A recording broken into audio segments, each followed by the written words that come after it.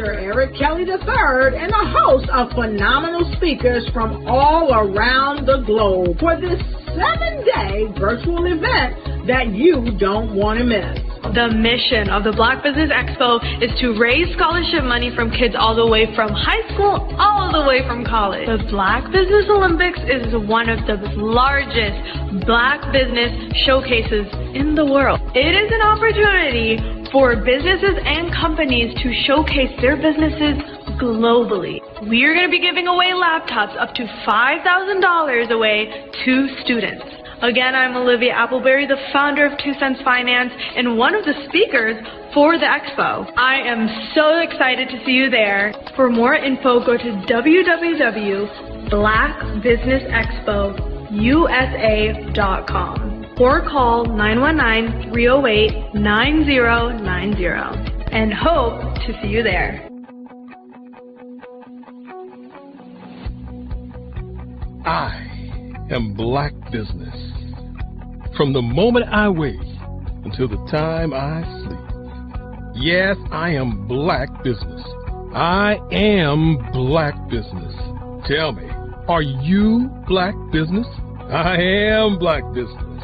Do you support Black businesses?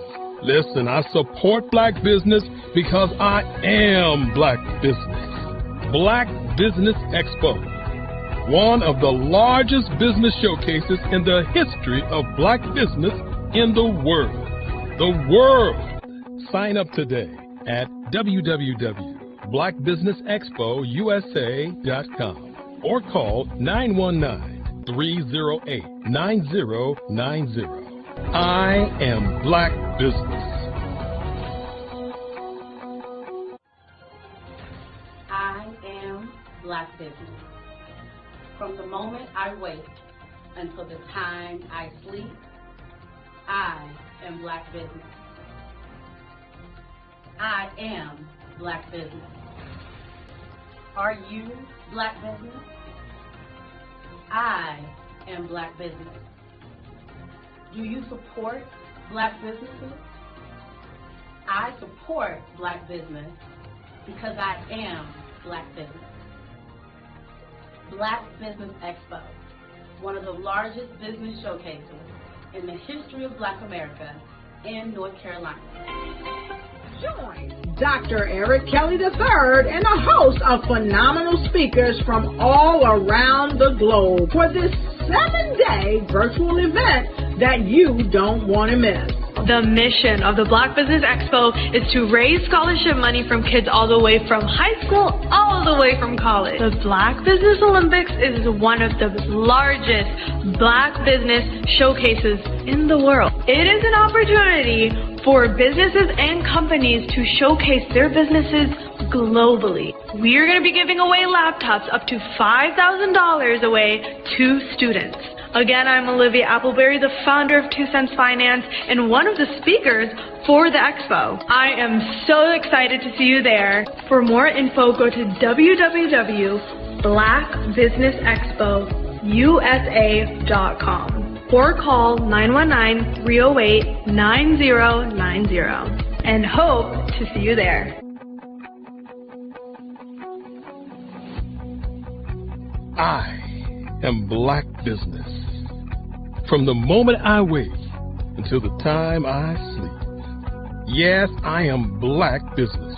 I am Black Business. Tell me, are you Black Business? Black Business Expo, one of the largest business showcases in the history of Black business in the world.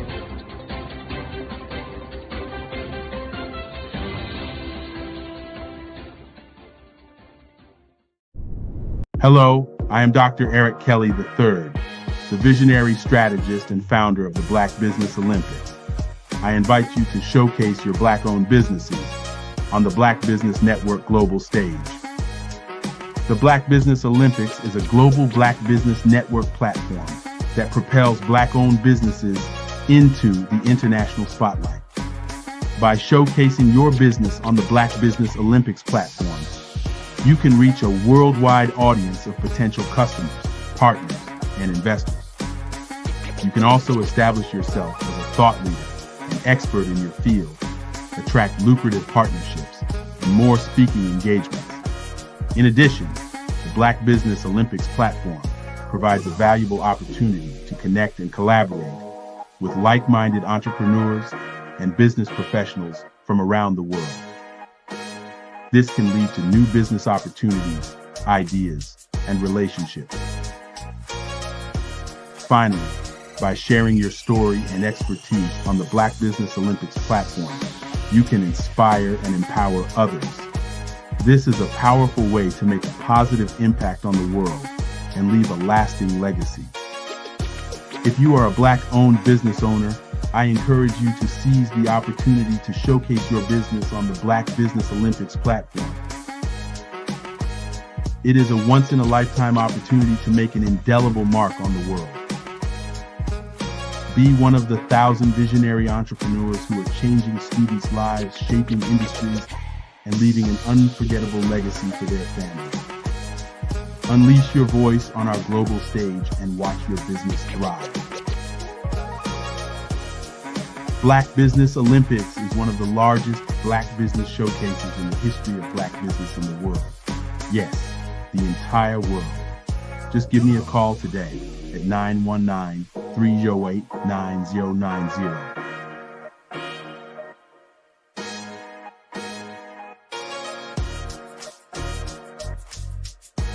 Your story is powerful. Your brand is valuable. Your business deserves to be seen, heard, and followed. The Black Business Olympics has given you the stage, showcasing Black entrepreneurs speaking on stage, networking, and leading their businesses. Now, let's take your business even further. With the Black Business Olympics logo and clips of past events and inspiring speakers, we celebrate the power of visibility and the impact of your unique story. Introducing 5-Star BDM's exclusive video creation services designed to transform your Black Business Olympics appearance into a powerful marketing tool. Our dynamic approach includes behind-the-scenes shots of video editing, branding consultations, and social media marketing. We take your business story and turn it into a high-impact video that attracts clients, builds trust, and opens doors to new business opportunities. With polished content, testimonials, and high-energy graphics, your brand will shine brighter than ever. Our process is simple and effective. Step 1. We extract the best moments from your Black Business Olympics speech. Step 2. We craft a compelling branded video with your business details, call to action, and testimonials. Step 3. You receive ready-to-share professional content for social media, websites, and email marketing. With our AI-enhanced video marketing strategies, your message reaches the right audience at the right time, so your business grows while you lead. Hear from successful entrepreneurs who have worked with 5-Star BDM. After working with 5-Star BDM, my brand awareness skyrocketed. My Black Business Olympics talk became my #1 lead generator. The video they created gave me the confidence to pitch my business to major investors. Game-changing service. These testimonials showcase the transformative power of our services and the success that follows. Your business is your legacy. Your story matters. Let's make it unforgettable. Use your videos to land deals, grow your online presence, and dominate your industry. The message is clear. Get your custom video today. Visit 5starbdm.com. 5-Star BDM.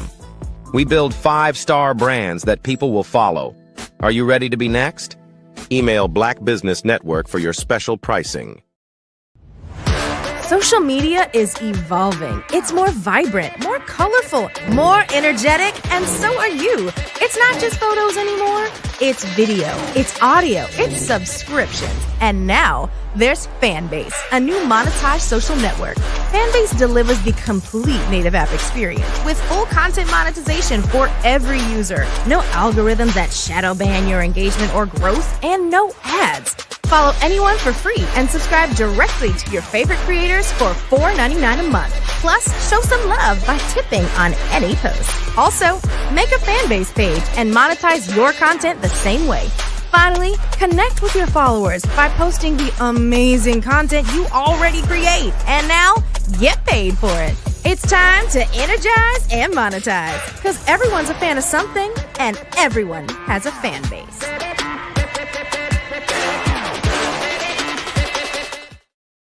Sometimes you got to hear the news from the Black perspective, and more specifically, Black publishers. And that's exactly why you have to download the Heytie app, the largest mobile app delivering breaking news, videos, and podcasts from 200 of your favorite Black publishers. Yes, 200 Black publishers delivering news as it happens, literally all in one app. Go to HAYTI.com or download the app in the Google Play Store or Apple App Store. It's completely free, along with information that you can trust, so go check them out.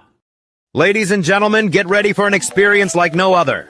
Tune in every Monday at 1 p.m. Pacific Standard Time for The Mary D. Show, where the ordinary meets the extraordinary. The Mary D. Show brings you powerful insights and inspiring stories from a diverse range of guests. Join our incredible host, Mary D. Welch, as she sits down with thought leaders, business owners, and change makers, sharing their journeys and successes. From career professionals and entrepreneurs to educators and beauty advisors, Mary D. Welch interviews sports figures and health enthusiasts, offering a platform for extraordinary voices. Explore the world of extraordinary people and places in business and finance, homes and real estate, beauty and wellness, education and empowerment, sports and health, and more. Want to be a guest on the show? Call 619-669-8603 or email Mary at marydwelch.com. Visit www.marydwelch.com to learn more.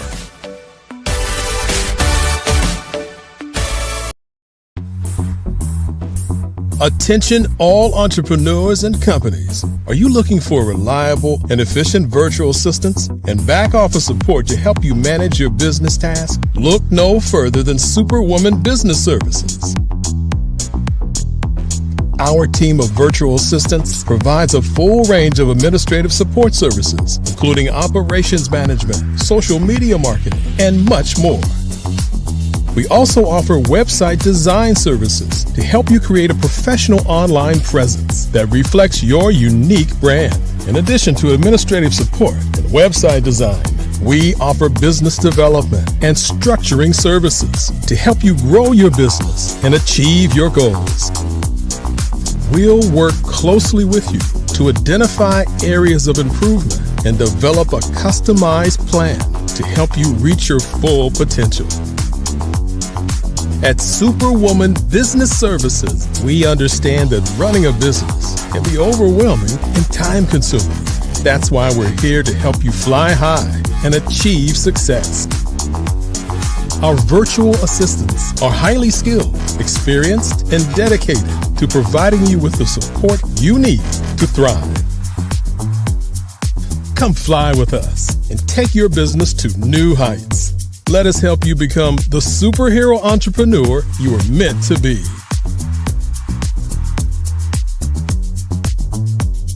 Contact Superwoman Business Services today to learn more about our back office support services. Come fly with us and take your business to new heights.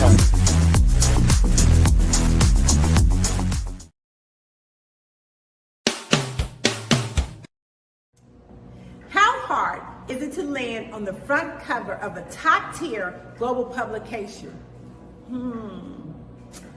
The answer may surprise you.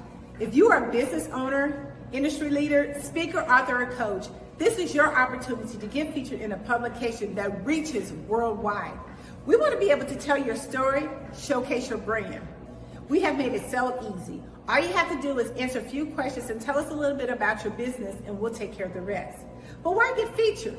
One, it gives you massive exposure to a global audience. Two, it helps to boost your credibility and your authority in your industry. And three, it helps you to expand your network and unlock opportunities. Now, right now, we are offering a special limited time offer.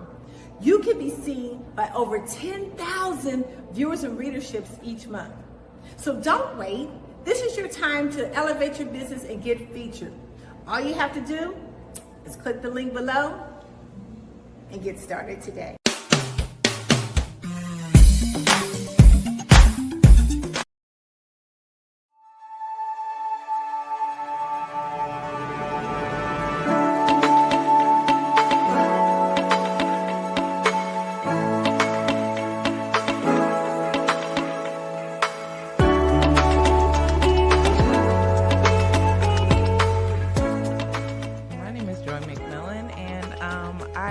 been in infection control and nursing for over 30 years. It is truly my passion. I love being able to see people who are in need go into a facility and get quality care, have quality outcomes, and don't leave with anything they didn't come in with.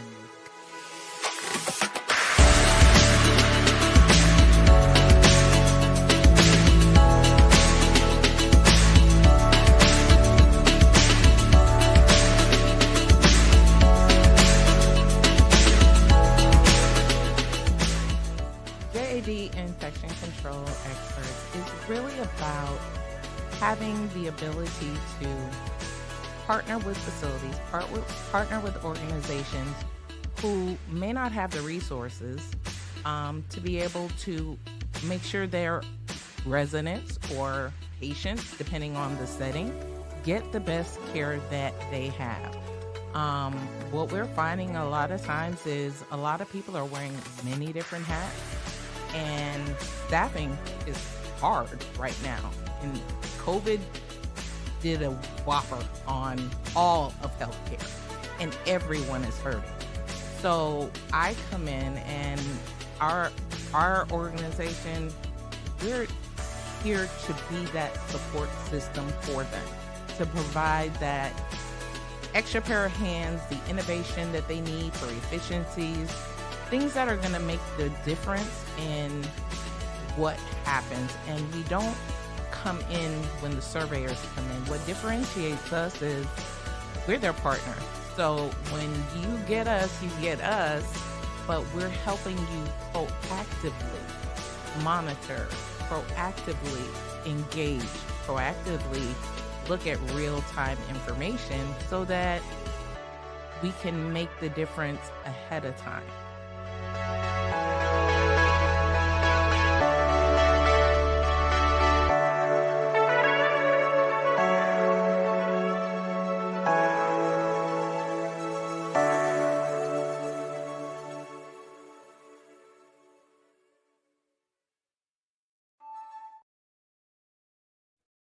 Hey everyone, it's Grant McGaw, CEO of 5-Star BDM and host of the award-winning Follow the Brand podcast and TV series, where I help you to build a 5-star brand that people will follow.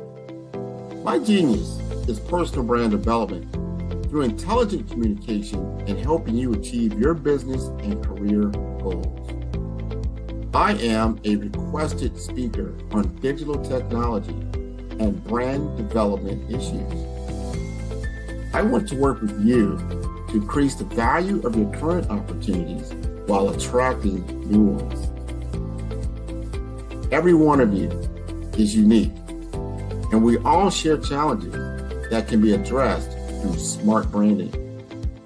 As a super connector, I work with you as an executive coach to guide you along the complicated business and career development road, providing the enhancement tools and information you need to succeed.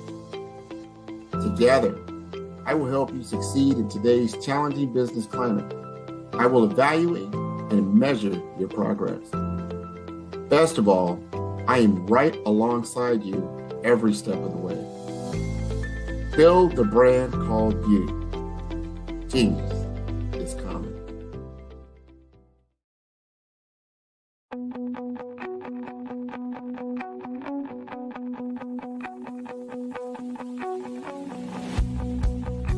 I am Black Business. From the moment I wake until the time I sleep. Yes, I am Black Business. I am Black Business. Tell me, are you Black Business? I am Black Business. Do you support Black businesses? Listen, I support Black business because I am Black Business. Black Business Expo, one of the largest business showcases in the history of Black business in the world. The world! Sign up today at www.blackbusinessexpousa.com or call 919 308-9090. I am Black Business.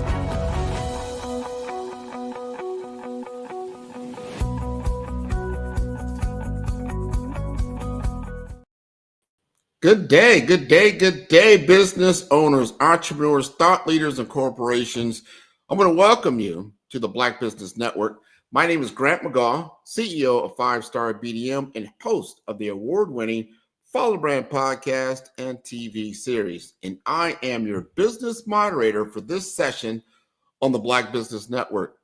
The Black Business Network is a 24-hour business network showcasing Black businesses, business owners, entrepreneurs, and thought leaders worldwide. And we have speakers from North Carolina, London, Singapore, Africa, Japan, and cities all over the United States. The Black Business Network is a global community sharing its business knowledge to empower, inspire, and educate businesses about business. And introducing our first speaker, we're going to have Maurice Grant, and who is a dynamic business consultant and entrepreneurial powerhouse with a proven track record of resilience, adaptability, and strategic growth. His journey, marked by a life-altering car accident in 2019, ignited a relentless drive to help others to unlock their full potential.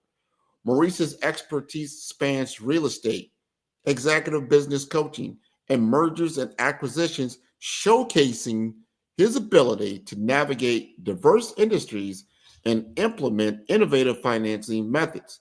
His mission is clear: to help serious business owners generate more clients, increase sales, and significantly boost revenue and profits without adding more hours to their workload.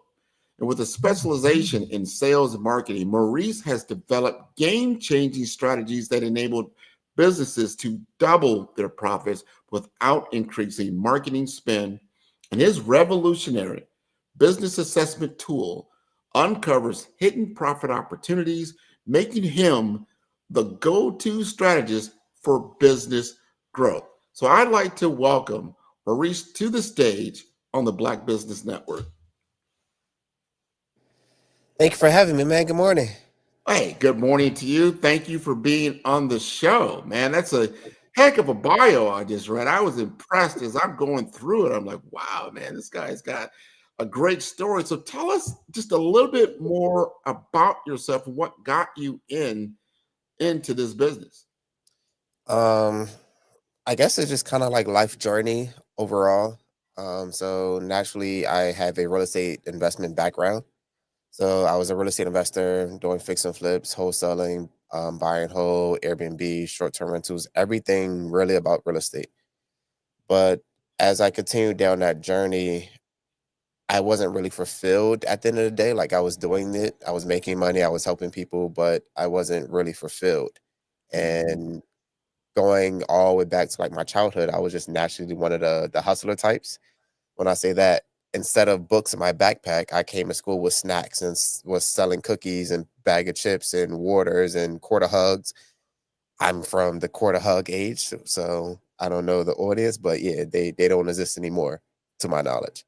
So from those times of like just naturally always figuring out how to make money from unique situations, business just called my name. And one of my mentors in my real estate community, he was like, "Oh yeah, I buy businesses." I'm like, "Hold up, wait, what?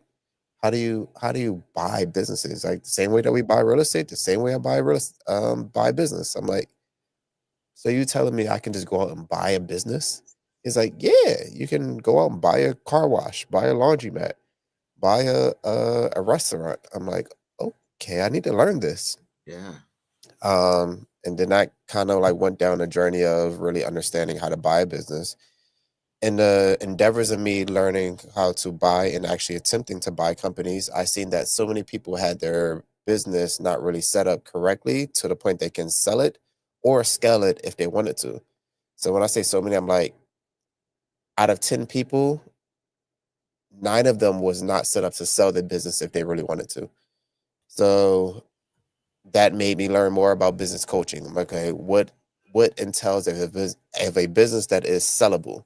Let me understand these components. Let me do my research and due diligence, and then now let's take it back to my people. Like, let's take it back to the actual business owners that's very good at doing their craft, but when it comes to business side of it, no one's really teaching or talking about these things. So I look at it as my job to educate. And like I said, it's all just connecting the dots of life just goes on.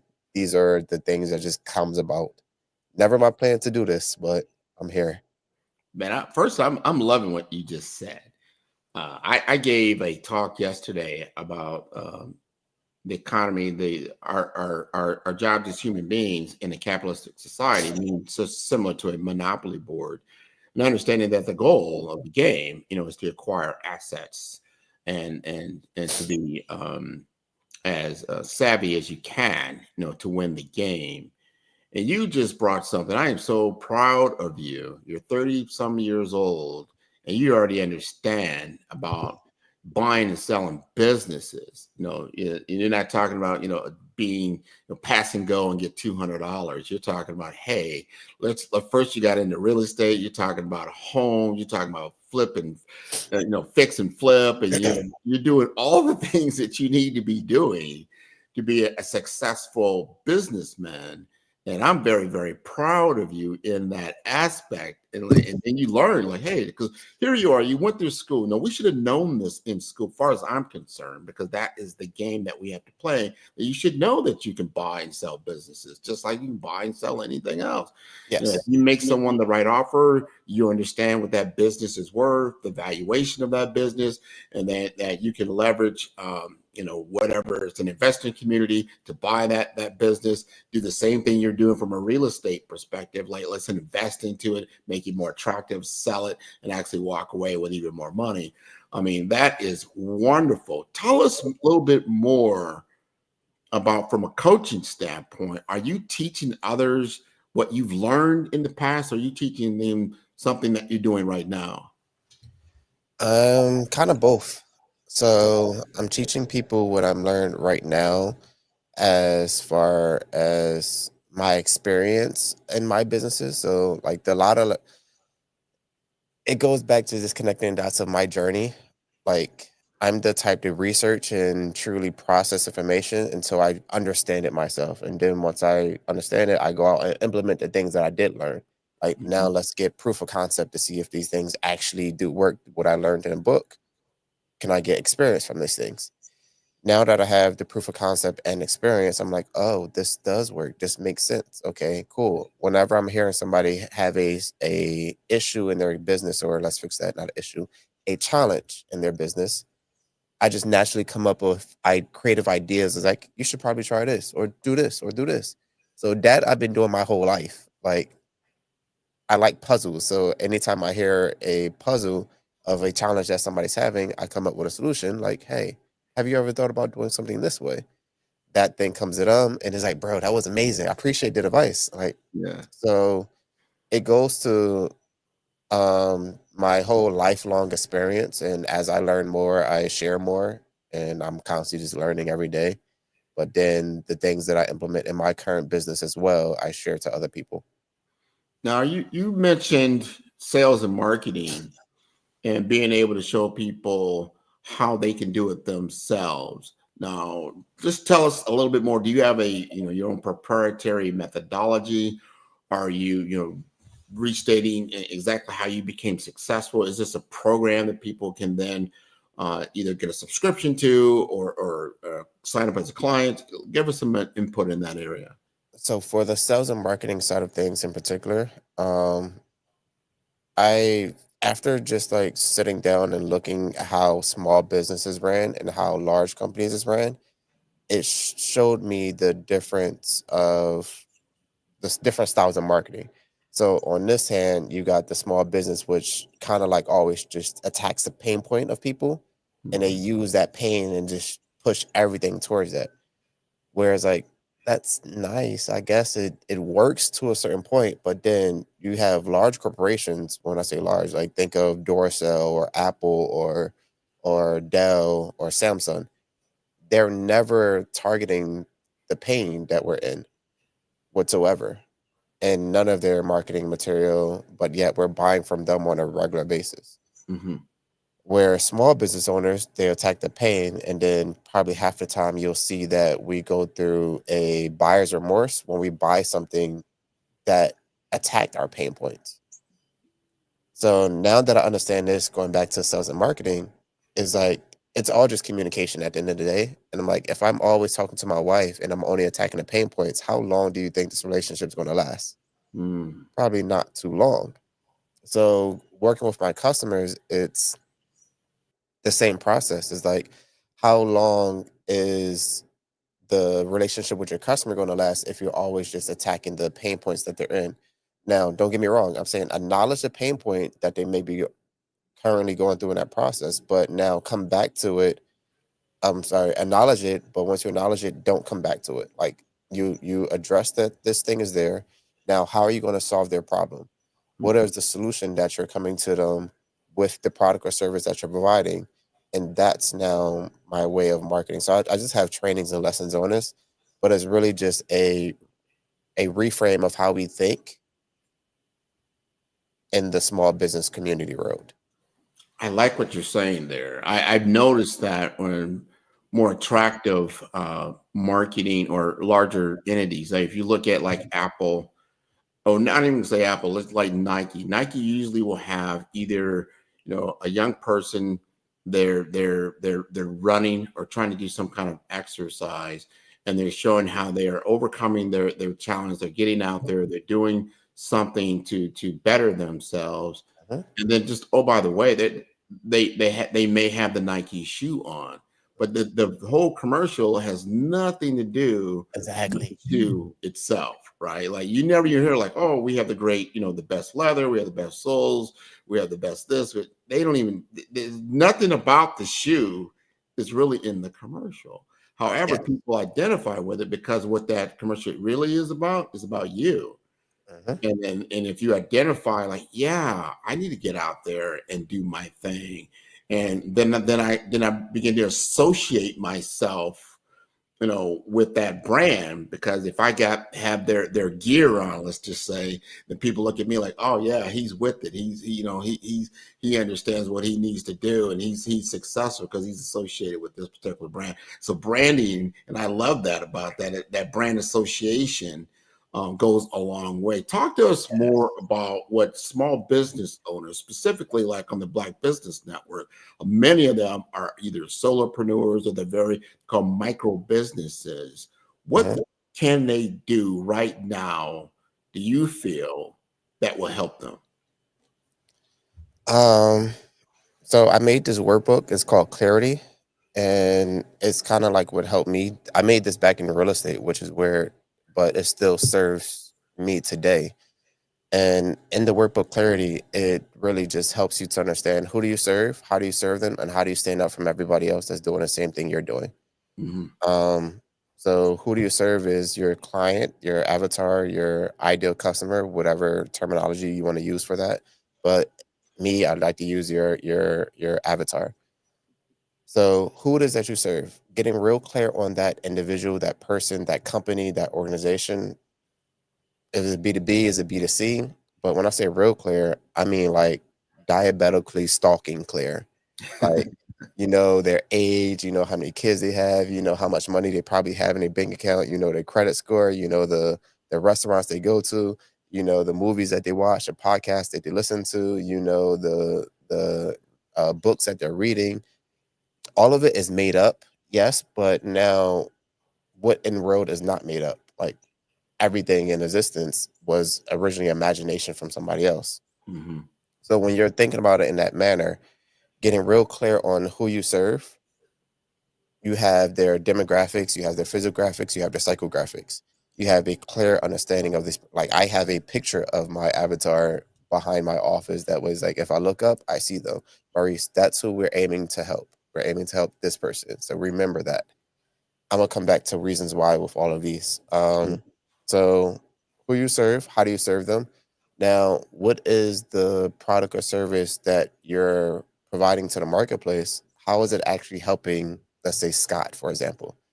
how is my product or service helping Scott reach his destination of where he's wanting to go? If I sell gadgets and gadgets, how is my gadget going to help Scott from where he's currently at in his life to where he wants to go in his life? Mm-hmm.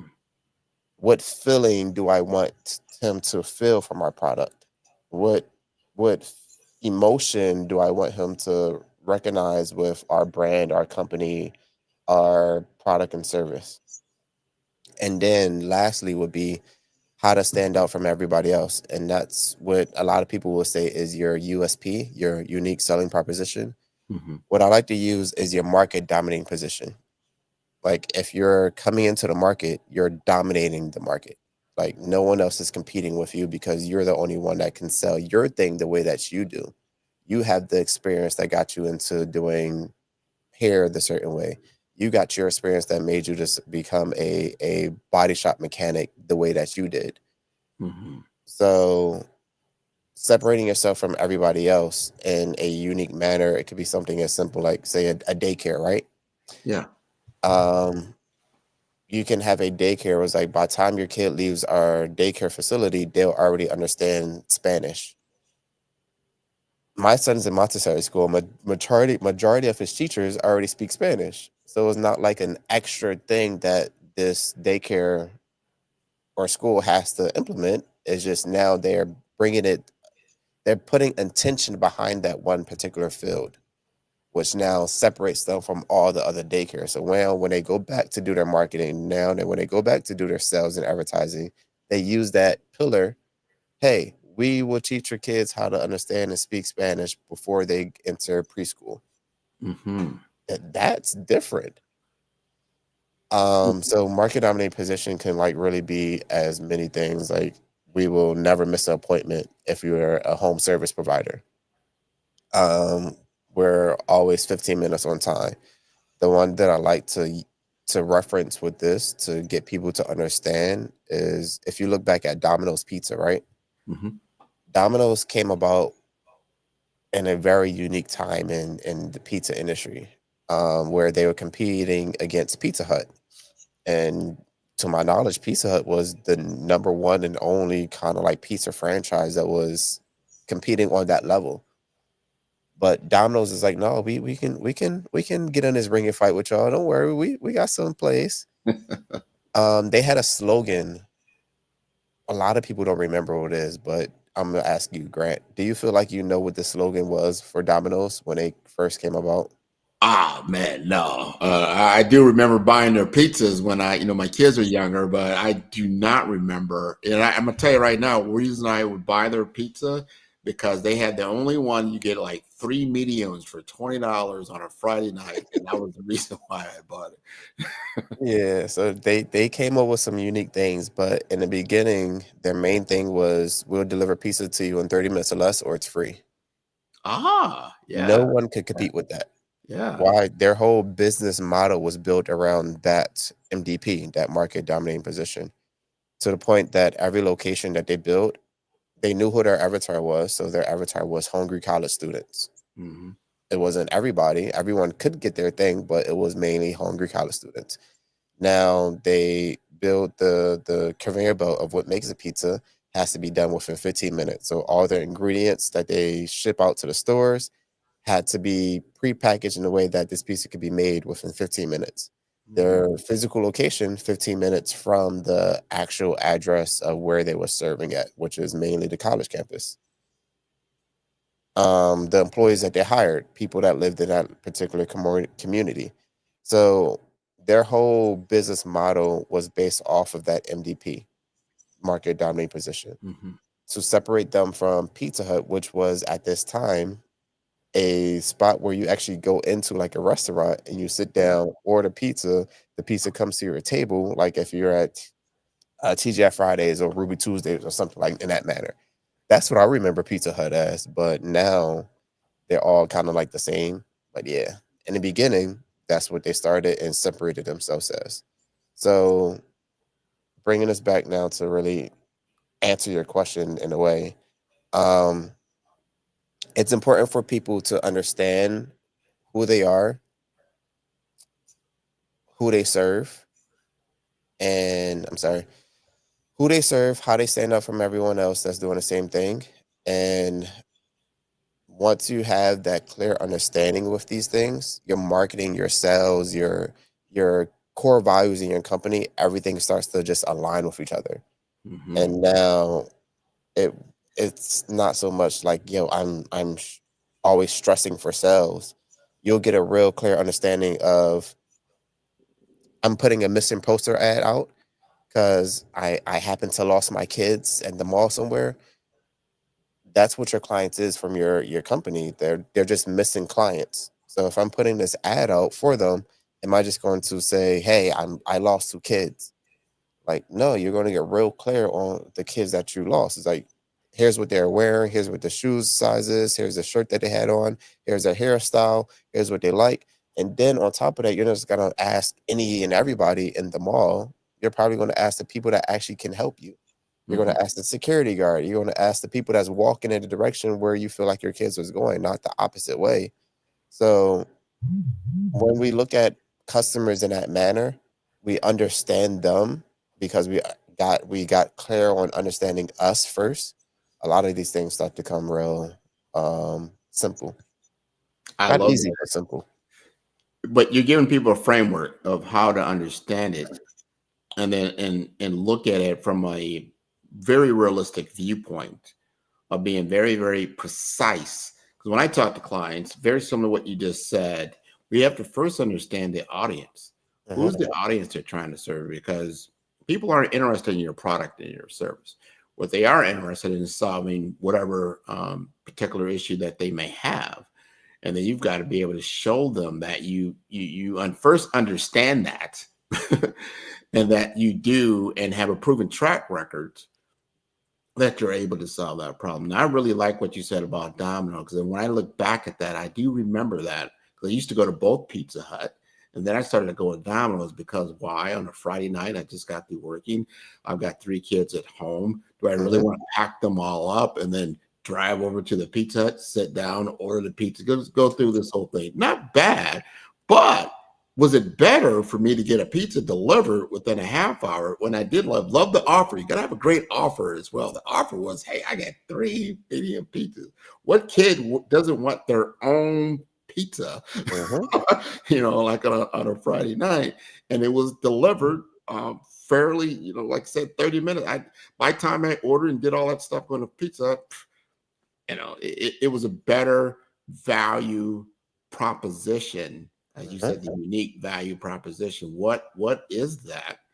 And is that truly a value for that target audience? Like you said, you got Scott up there, and you said Scott's like they call your avatar, your ideal client profile. And if you understand everything about that, because that is your audience, and I've seen so many people, they come out, they have great ideas with their product or their service, and it sounds great.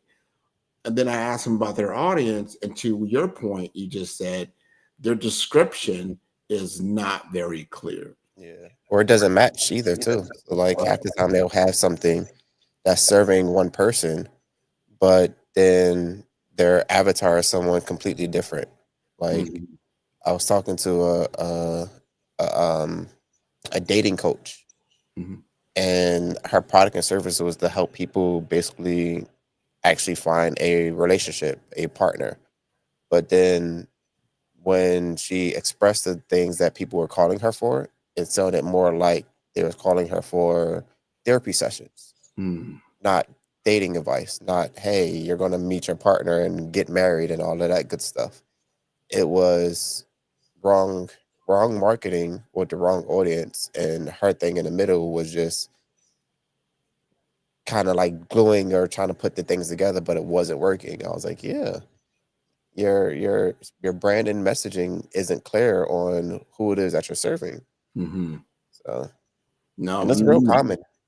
That's it. No, that's real talk. And that's the misalignment, or what is the alignment you have with your true audience? And I always advise my clients, you need to understand your audience better than you understand your product or your service. And then going back to your point, when did you develop the product or service? Did you develop it out of your own need? did you develop it because someone else saw you as this person that or entity that could actually solve that particular issue? Like you just said, hey, do people call you for dating advice?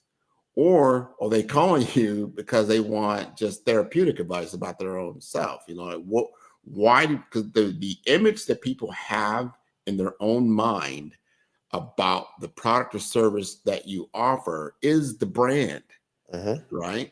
How are you influencing that? Or have you really taken a test? Like, that's why you see companies do surveys a lot. I need to understand what it is that how you see me or how you see this. And then, you know, maybe I need to make pivots, because we do make pivots along the sales and marketing road because people change over time. You know, you don't eat pizza every day. Right. So we got some time here because this is good information. Tell us more about the audience that you serve and the business that you're in, so we truly understand how we can engage with you. Yeah, so my particular audience, or let's fix that. The businesses that I serve are mainly small business owner that's making anywhere between 100,000 and 2 million. So my goal, can I give you some context on Sure. this first? Then, all right. COVID really messed me up on my real estate business because I was in Jersey, Philly, New York. So in those particular states, my tenants had more rights than me. And throughout COVID, it made me realize that, okay, yes, I am the landlord.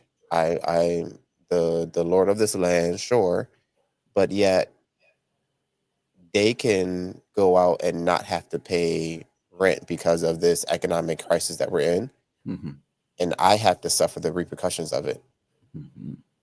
Yes, there was different benefits and things, but it's like so many people took advantage of that it screwed me over in the back end. And I was like, I don't like the fact that other people have power over things that I built. And then even in COVID, you started to see that a lot of people were getting laid off from their companies. And it wasn't the small mom and pop shops. It was mainly large corporations that were just laying everybody off. And the mom and pop or your small business owners, they was the ones like, okay, if you ran a construction company, you got 14 guys working with you, you're going to tell your guys like, yo, it's going to be slow for the next couple months. Like we can't even all be in the same place and work together anymore. But I'm going to try my best to still make sure that everyone is eating. And that small business owner is now cutting money out of his paycheck to make sure that his people's is still good. Not the large corporation. The large corporation is like, oh, well, they're just a number. They're a statistic. Cool. Let's kick them off the rocks. Yeah.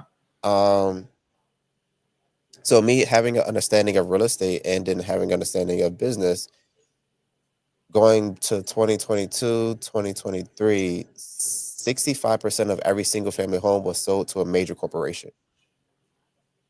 And I believe it's 2022. One of those years, don't hold me to the stats, but let's say 2022, 65% of every single family home was sold to a major corporation.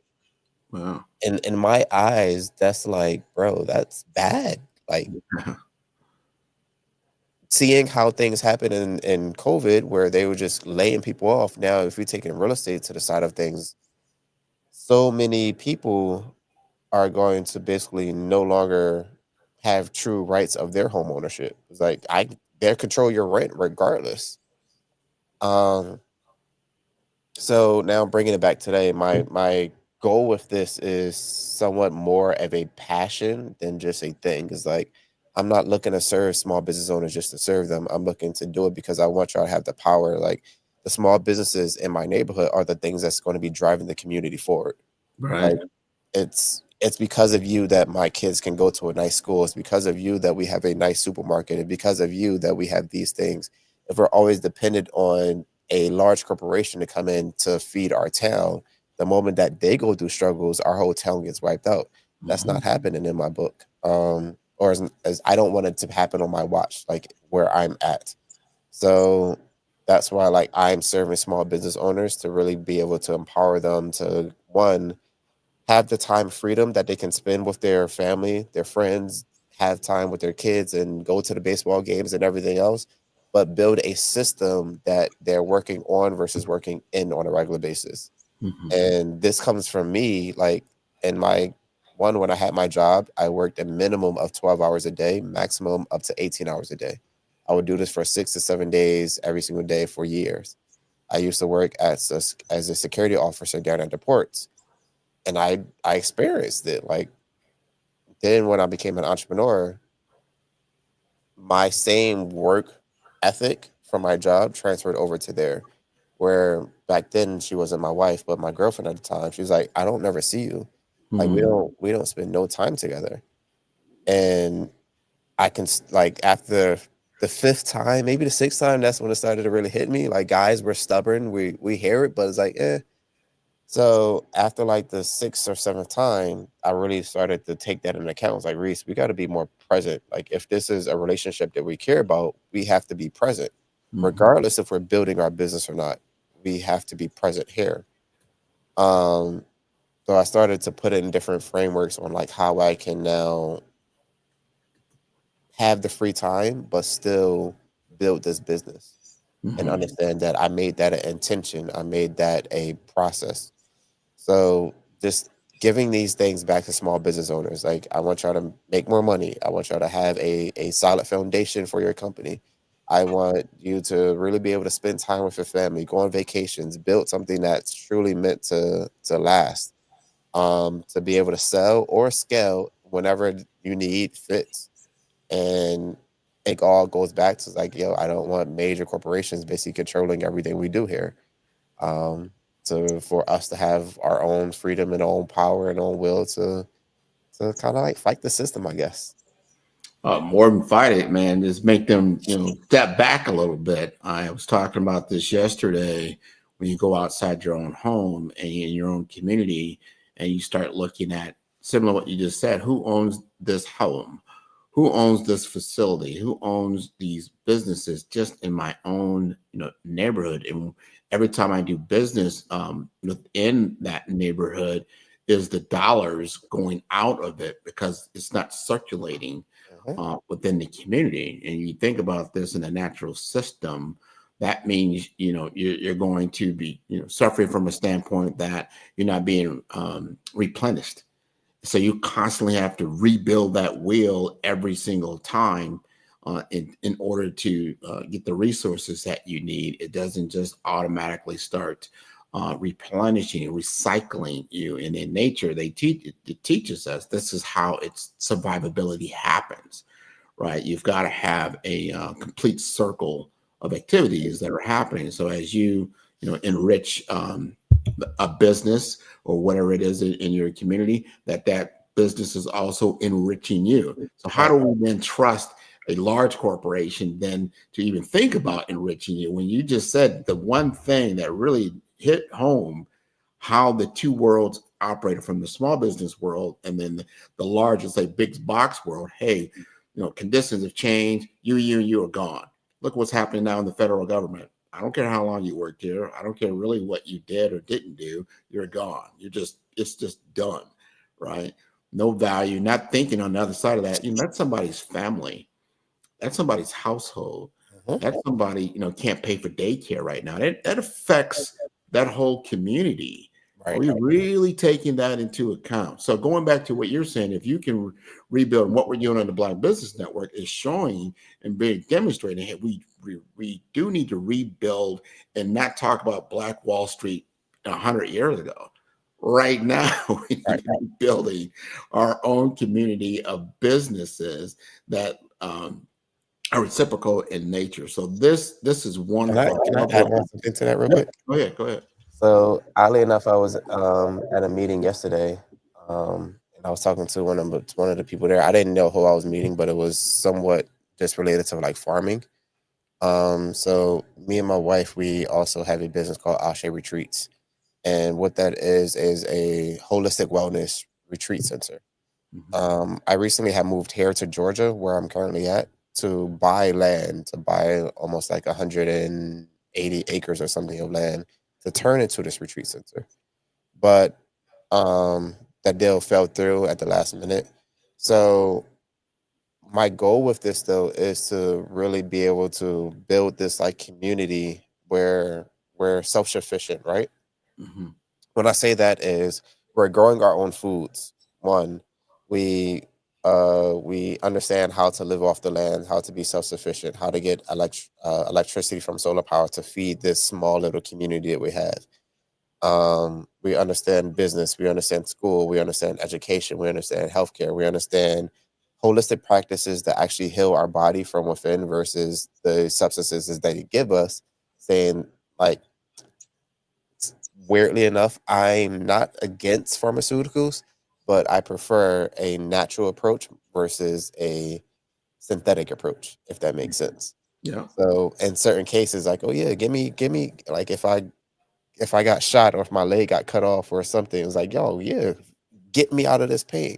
But if it's something small, like I'll all day go to a natural remedy versus a synthetic one. So when I say this, yesterday we had a conversation with a few individuals. It's like, yeah, we really want to build this. We want to build communities all around the world to empower minorities, Black people to like really build off the land, build communities where they understand that the food that they're growing is coming from their resources. So now we are able to think clearer because we understand the things that are actually getting indulged into our body. We're not consuming toxins on a regular basis. And then everyone has a business that kind of like fulfills inside of its own community. You know, it's this ecosystem. To bring it back, this ecosystem now will be in multiple different places. So now we're talking taking it to Africa, we're talking taking it to Japan, taking it to Hawaii, here in the States, Jamaica. So now once this one model is done here, it can now be recreated elsewhere. So you'd be like, Grant, you and your wife is tired of like it just you're here in Georgia with me, but just like, yo, it's way too cold this summer. Like, let's take a trip to Africa. You now go visit the community over there where you can stay 3, 4, 5, 6 months, however long you like. But that still operates in the same manner. They still have the same values, the same principles, and build off of that. So that's long-term vision for me. Sorry. No, that's fine. We've only got a few seconds here left, but let us know how to contact you to get more information about your vision and what you're doing in business.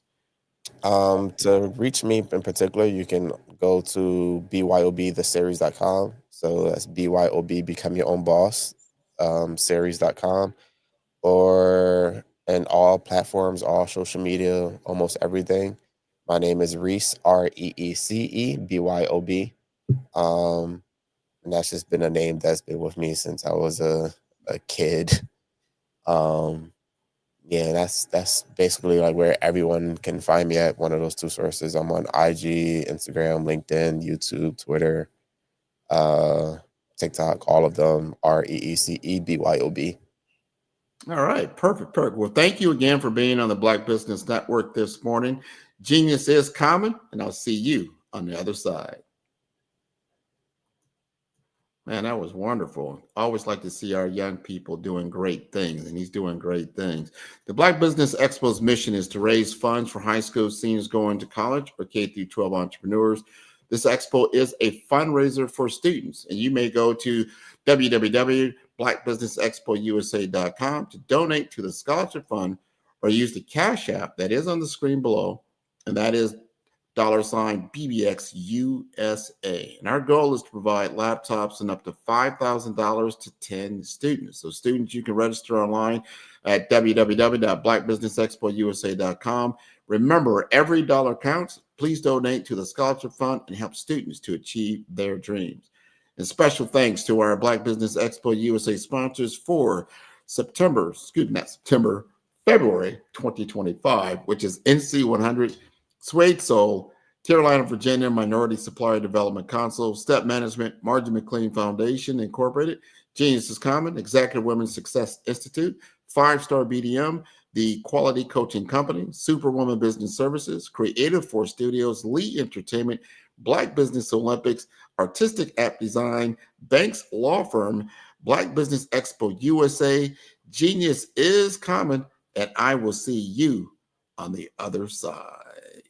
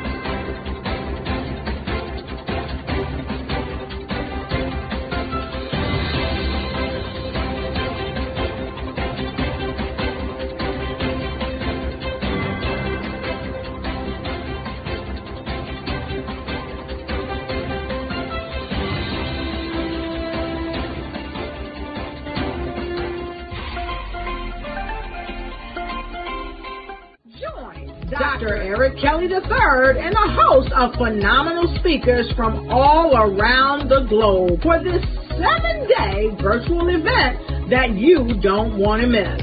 The mission of the Black Business Expo is to raise scholarship money from kids all the way from high school, all the way from college. The Black Business Olympics is one of the largest Black business showcases in the world. It is an opportunity for businesses and companies to showcase their businesses globally. We are going to be giving away laptops up to $5,000 away to students.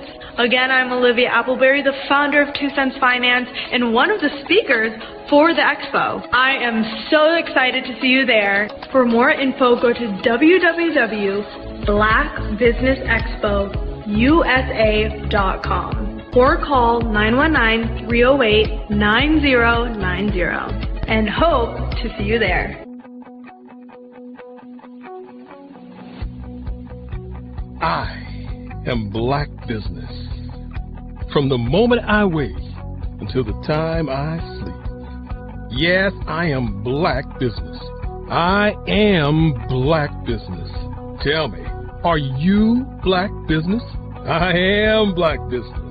Do you support Black businesses? Listen, I support Black business because I am Black Business. Black Business Expo, one of the largest business showcases in the history of Black business in the world. The world! Sign up today at www.blackbusinessexpousa.com or call 919-308-9090. I am Black Business. I am Black Business.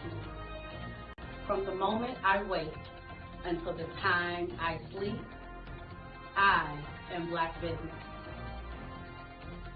I am Black Business. Are you Black Business? I am Black Business. Do you support Black businesses? I support Black business because I am Black business. Black Business Expo, one of the largest business showcases in the history of Black America in North Carolina.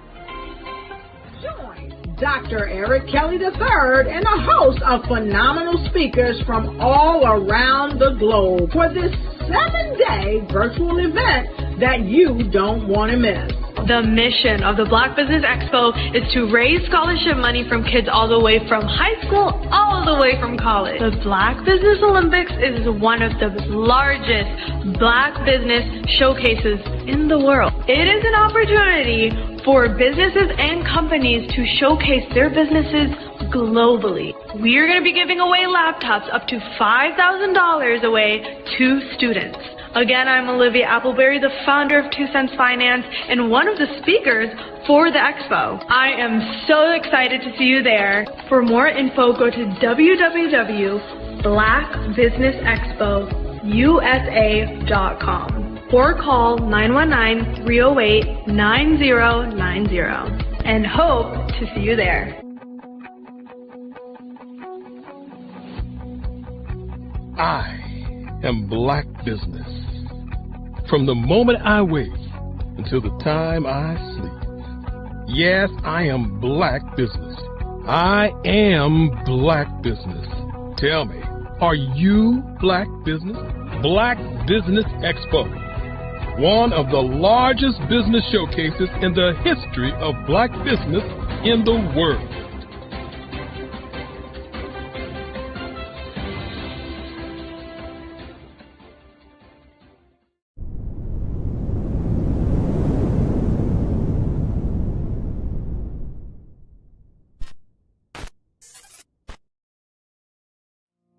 Did you know that approximately 333.34 million businesses exist today, according to a report from 2021? And you may be one of those businesses, or maybe you're not in the business market yet, but you're aspiring to be a business owner. Well, guess what? You're in the right place at the right time. Because let's face it, everything is about timing and opportunity. Hi, my name is Dr. Lotus Richey, and I'm the CEO and founder of the Lotus Richey Coaching and Consulting LLC, along with the Lotus Richey Ignite Show. 15 minutes of success with Dr. Lotus Richey, as well as books to boom your business and bring who you are. And today, I want to bring this amazing message to you about the Black Business Network and the Black Business Olympics. See, the Black Business Network and the Black Business Olympics is designed to help people just like you, that's right, that look like me, to take their business to the next level. Not just in your front yard or your backyard, but globally. The Black Business Network and Black Business Olympics is designed not to just help you survive, but to help you thrive. So join us today as we come together with businesses all around the world to support our students, our children, our young teens, our young entrepreneurs. What we do is we come together to help raise funds for students who are aspiring to be business entrepreneurs, who are aspiring and who are thriving in college. We endow them with a wonderful opportunity to gain scholarship of either a laptop or several thousands of dollars. And we invite you to help be a contributor to this amazing opportunity to help someone that looks just like you. So join us today at our website and let us connect with you and help you ignite and take flight in every area of your life on the Black Business Network and the Black Business Olympics. I'll see you on the other side.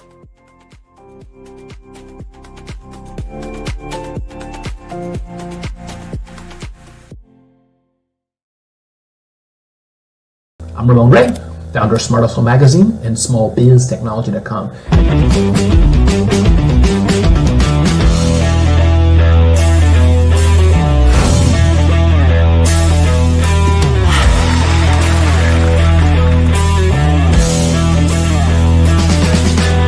You're here today to celebrate small business success. Stand up on your feet. You rocked the house. It was amazing. Didn't we learn? For me, success comes from failure.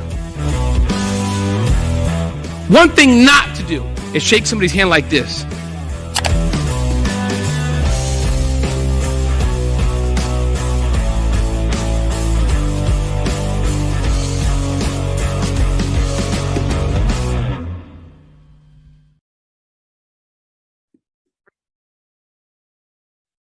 Hello, I'm Dr. Madeline Ann Lewis, President and CEO of the Executive Women's Success Institute.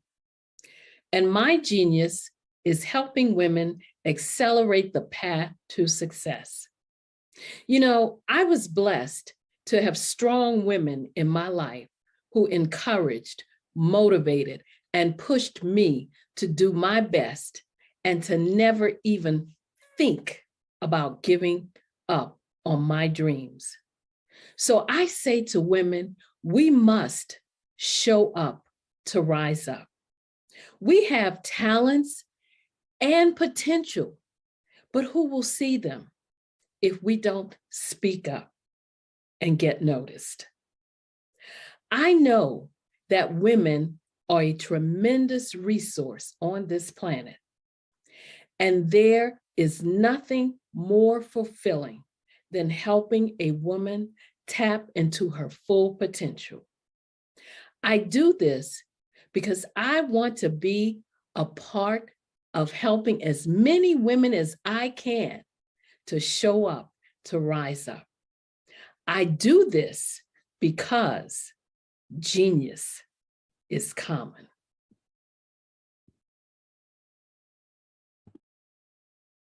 I was born in a little village on the island of Haiti. Many deadly diseases pounded me. It is as if they were on a mission to end my existence on this earth. I refused to give up.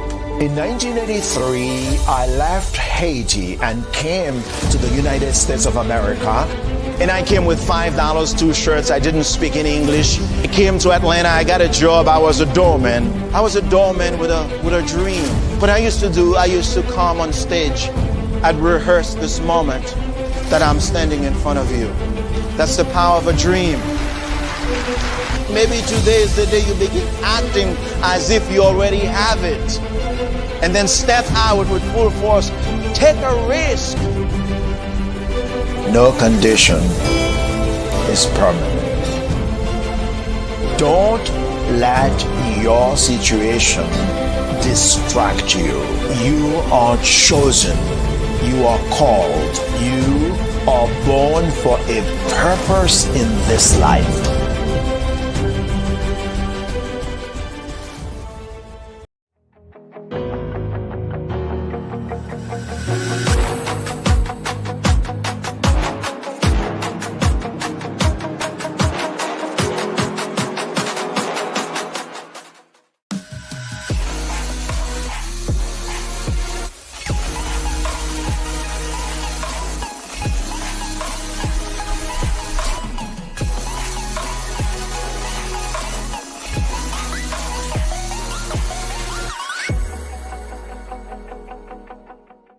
Hello, I am Dr. Eric Kelly III, the visionary strategist and founder of the Black Business Olympics.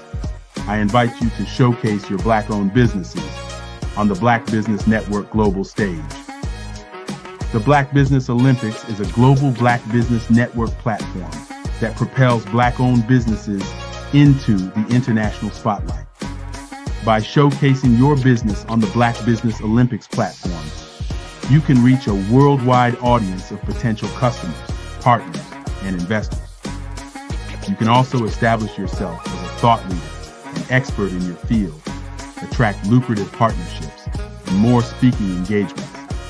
In addition, the Black Business Olympics platform provides a valuable opportunity to connect and collaborate with like-minded entrepreneurs and business professionals from around the world.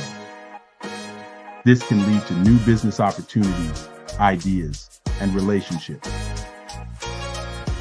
Finally, by sharing your story and expertise on the Black Business Olympics platform, you can inspire and empower others. This is a powerful way to make a positive impact on the world and leave a lasting legacy. If you are a Black-owned business owner, I encourage you to seize the opportunity to showcase your business on the Black Business Olympics platform. It is a once-in-a-lifetime opportunity to make an indelible mark on the world. Be one of the 1,000 visionary entrepreneurs who are changing students' lives, shaping industries, and leaving an unforgettable legacy for their families. Unleash your voice on our global stage and watch your business thrive. Black Business Olympics is one of the largest Black business showcases in the history of Black business in the world. Yes, the entire world. Just give me a call today at 919-308-9090.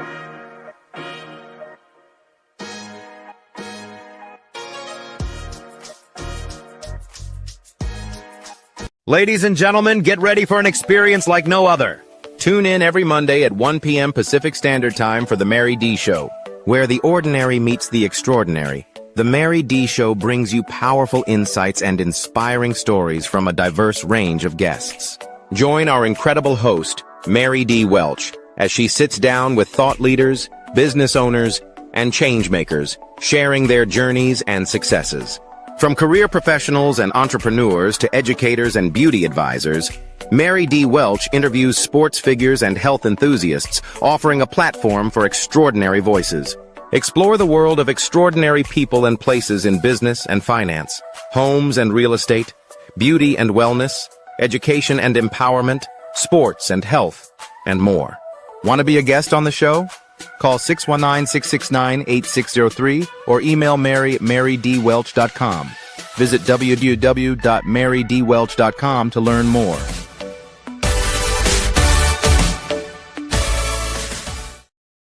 Every speaker has a moment where their words can spark inspiration, drive change, and transform lives. But what happens after the applause fades? With 5-star BDM, your voice doesn't have to fade. We transform your live session into a professional ebook. Imagine your session becoming a permanent, interactive asset, reaching new audiences across the globe. Like Grant McGough and Dr. Eric Kelly III, whose session on the Mindset Revolution continues to inspire thousands through their custom ebook. Your ideas can become a lasting impact. Turn your session into an ebook that not only tells your story, but expands your reach, builds your brand, and engages your audience. With embedded videos, custom graphics, and a stunning flipbook or PDF format, your message will inspire long after the event is over. And for a limited time only during the Black Business Olympics, get your custom ebook today. This is your chance to transform your message into something truly unforgettable at an unbeatable price. Your package includes a professionally designed ebook, a flipbook or PDF, embedded video of your session, and custom graphics. Everything you need to showcase your message in a way that lasts.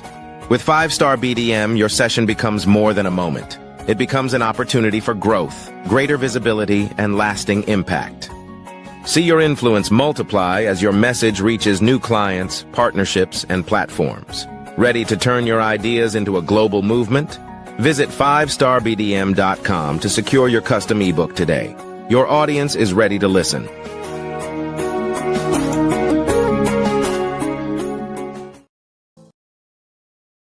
Five-Star BDM, Brand Development Masters, is a professional consulting and advisory group keenly focused on business development services for the small to mid-sized business and entrepreneurs.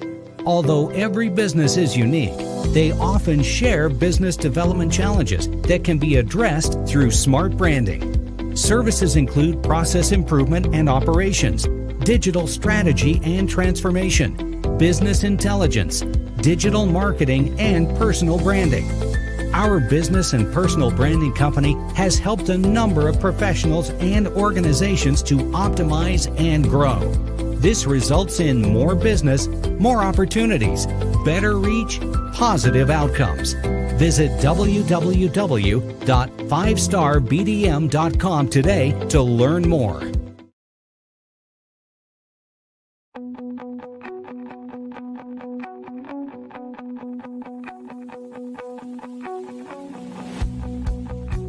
I am Black Business. From the moment I wake until the time I sleep.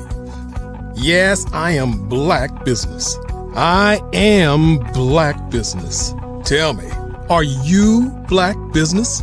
I am Black Business. Do you support Black businesses? Listen, I support Black business because I am Black Business. Black Business Expo, one of the largest business showcases in the history of Black business in the world. The world! Sign up today at www.blackbusinessexpousa.com. or call 919-308-9090. I am Black Business.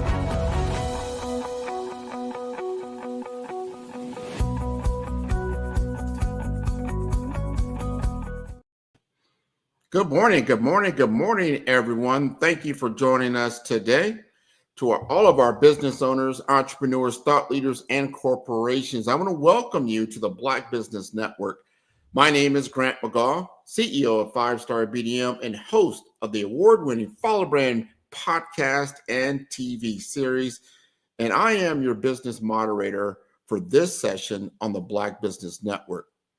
The Black Business Network is a 24-hour business network showcasing Black businesses, business owners, entrepreneurs, and thought leaders worldwide. And we have speakers from North Carolina, London, Singapore, Africa, Japan, and cities all over the United States. The Black Business Network is a global community sharing its business knowledge to empower, inspire, and educate businesses about business. And it is my honor to introduce Dr. Mireille Tulakema, all the way from Australia, a global energy advisor, entrepreneur, and trailblazer in the energy sector, and as the founder of MT Energy Resources, that is, again, in Australia, and the G100 Energy and Engineering Global Chair, she has established herself as a visionary leader in the industry. With over 25 years of experience spanning Africa, Europe, Asia, and Australia, Dr. Tulakema has held technical and leadership roles with some of the world's top energy companies. Her versatility, expertise, and groundbreaking contributions have earned her global recognition as a force in energy innovation, energy engineering, and energy leadership development. A true multi-talented leader, she is committed to shaping the future of energy, empowering professionals, and driving impactful change across industries worldwide. So please join me in welcoming her to the stage on the Black Business Network. Hello. Good morning to all the entrepreneurs, who are tuning in today. And this is Mireille Tulakema, all the way from Australia. So it's amazing that I can actually be broadcasted in the US today. This is wonderful. Now you got to tell us what time it is. I mean, there's got to be a considerable time difference in Australia. It is nighttime here, so we're getting to almost, Sunday. So that's it's 10:23 here p.m. on my side. Well, you have an extraordinary background, and you have an extraordinary mission that I would like you to share with us, especially now. Today is March 1st, and in the U.S., it's National Women's Month.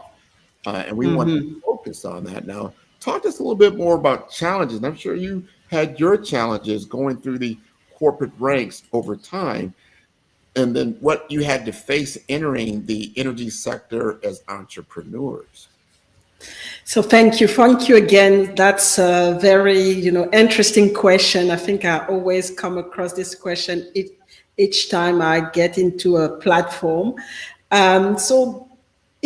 Entering the energy sector I always tell people that, being in the energy sector was love at second sight for me, because I actually got into the energy sector after, a drama. I was still, studying, and lost, my dad, who was, the breadwinner and supporting me. So I had, in a way, had to stop, finish the bachelor. I had to stop and get to work. And at that particular time, because I'm originally from Gabon in West Africa, it's a French-speaking country in the west coast of Africa. So they were actually looking for to build up their capacity and capability, local capability in the energy sector, and that's where I came in and got involved. So The challenges were many because I had a background in information technology, so I had to basically learn, get acquainted to a new industry and really, learn while working, and that was the first, the first hurdle that I had. So really, starting to shift the mindset to fit the new industry, an industry that I didn't know. I had some tools that were used in the industry, but I really didn't know the industry as such. And the second, one of the key challenge was also, even if I was working in Gabon, I was the only person looking like me. So the only Black woman, it was back more than 25 years ago. Coming into the industry and trying to grow in that particular environment where nobody looked like me. I couldn't identify to anybody, so I had to find my way as well into that into that industry. Managed to find my way, got mentors as well, some fantastic male mentors from different backgrounds who actually supported me, helped me to navigate, the industry. And 10 years ago, because I couldn't see, any progress anymore into the industry because of different things. We talk a lot when it's about women, about the ceiling, the glass ceiling. So I think I reached that glass ceiling, and that's how I got into entrepreneurship so far. And obviously, becoming an entrepreneur is it's not as easy as I thought. So I thought that, all my problems were going to be solved, but that was not the case. So I came into, different challenges, especially, this industry is very capital intensive. So getting the right, funds to complete the projects, well, that was really a challenge. So a big barrier, limited access to funding especially for some of the minorities and also particularly Black women, and also the underrepresentation at a higher level to actually support us as well in terms of, bringing our projects and getting the support that is required at the highest level. So a lot of barriers, but like I always say, it's just, when you have all those barriers, all those challenges, it means that there's something better on the other side. So you have to keep pushing until you get there. Absolutely. You've got to keep going forward, and you have done that and overcoming a lot of challenges. I'm curious to know, what are some of the opportunities that you see in the energy sector, especially if someone else are coming, in your ranks, following your footsteps, bond, and going into the energy sector? I mean, what kind of opportunities are there? Yeah. So, I mean, we see a shift right now that is happening. You probably hear a lot about, the climate change, renewable energy. So it is creating opportunities, especially for, minorities or Black women, because the traditional energy sector back then when I started, like I said, was very, capital intensive, but also heavy in terms of, getting, the manpower and getting, a lot of people involved. But now with the renewable energy, we talk a lot about, things like solar energy. We talk a lot about, things that actually require less manpower, less resources can be, accessed so far now. So that's one of, those are the opportunity where I see now a lot of women can really, thrive as well, because like I mentioned before, the access to funding can be a problem, but, you can bootstrap and just, start your business for those particular areas now, as, in the renewable sector. There's also, a lot of, energy consulting. I myself started with the consulting, helping in, development of projects and really guiding and bringing the technical aspect without being involved in the operational aspect itself, which is, something that is also which is something that is really good as well, because you can do it from anywhere now. You can work on a project, support a team, which I do a lot from Australia. I work on a lot of projects in West Africa. So I support the team, and you can only go, you just go there when you have to share important information or hand over the project. So that's also, the flexibility that some women really need so far, especially when you have a family and all kind of, duty that you have to, that you have in your life. So those are, the key areas. So new type of industry in the energy sector, new type of,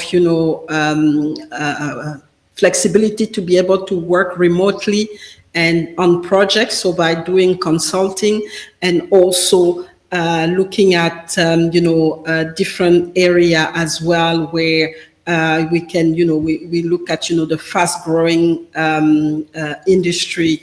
And with the technology, we have a lot of, we talk a lot about AI now, which is, another aspect that actually create this flexibility where we can step in and not having to really, be spending too much money and requiring, heavy funds to start a business so far in the energy sector now. That's very important. Mm-hmm. Interesting subject. You brought up something I thought was this, hit me, was climate change, then which now there is more focus on energy consumption, how we're creating energy, how we're utilizing a lot of different things, all the way, because AI, and a lot of some people may not realize that it creates a lot of energy draw these days. Have that kind of load before, but now it does. So how do we create, new resources? And now I want to understand from your aspect, if I were going to engage with you for a business, what exactly is your business model? Why would I want to engage with you for your services? So one of the key aspects that our business is is focusing on is the business development. So business development, which means making sure we connect opportunities. We work a lot here with obviously with Australia and Southeast Asia. So connecting opportunities in the energy sector. The African opportunity, because that's the market that I target. So African opportunity with the Australian market and with the Southeast Asia market. So that's one aspect of the what we do, and we're facilitating the different negotiation, and also we present the opportunity on behalf of the government or the country that have the projects. Another aspect of our business is also supporting project technically. So doing, and in that particular aspect, we work with indigenous companies. So companies who don't have, a lot of money and don't have, the manpower to carry out the different studies. So we support them technically, and then they can integrate whatever recommendation or implement what we recommend to them. So those are the very key aspect of the business. And then there's also what we call the social aspect. And that social aspect is focused on women, as you could see from my bio, really making sure that supporting a woman to get involved into the industry. So which we start from, women who are in secondary school, the girls who are in secondary school, helping them to connect them with university or institution, especially young women who have potential in regional areas, and again, focusing on Africa here, connect them with, institutions and universities here in Australia or in Europe as well, and also in big cities in Africa so far, so that they can really get involved in the industry and, start a career in the industry so far. So we've done that. And we also work a lot with, we have a big partner right now in India. So we're working on a very, a great project, I think, in landmark projects where we reach out. There's 108 countries right now who are involved in that project. And we're gonna support, in those countries, regional girls to build, we're gonna coach them to build a satellite, and they're gonna go and launch that satellite in India next year. So they're gonna have all the training online, and then they're gonna build it in each country. And we will go in India from the space agency in India to have it launched so far. And that project is called the Project Satisat. So we are also involved in, all kind of, not only in the energy sector, but also the broader picture of the, the technical side as well. That is wonderful. And, thinking of the STEM, we have STEM here in the United States, that's science, technology, engineering, and math.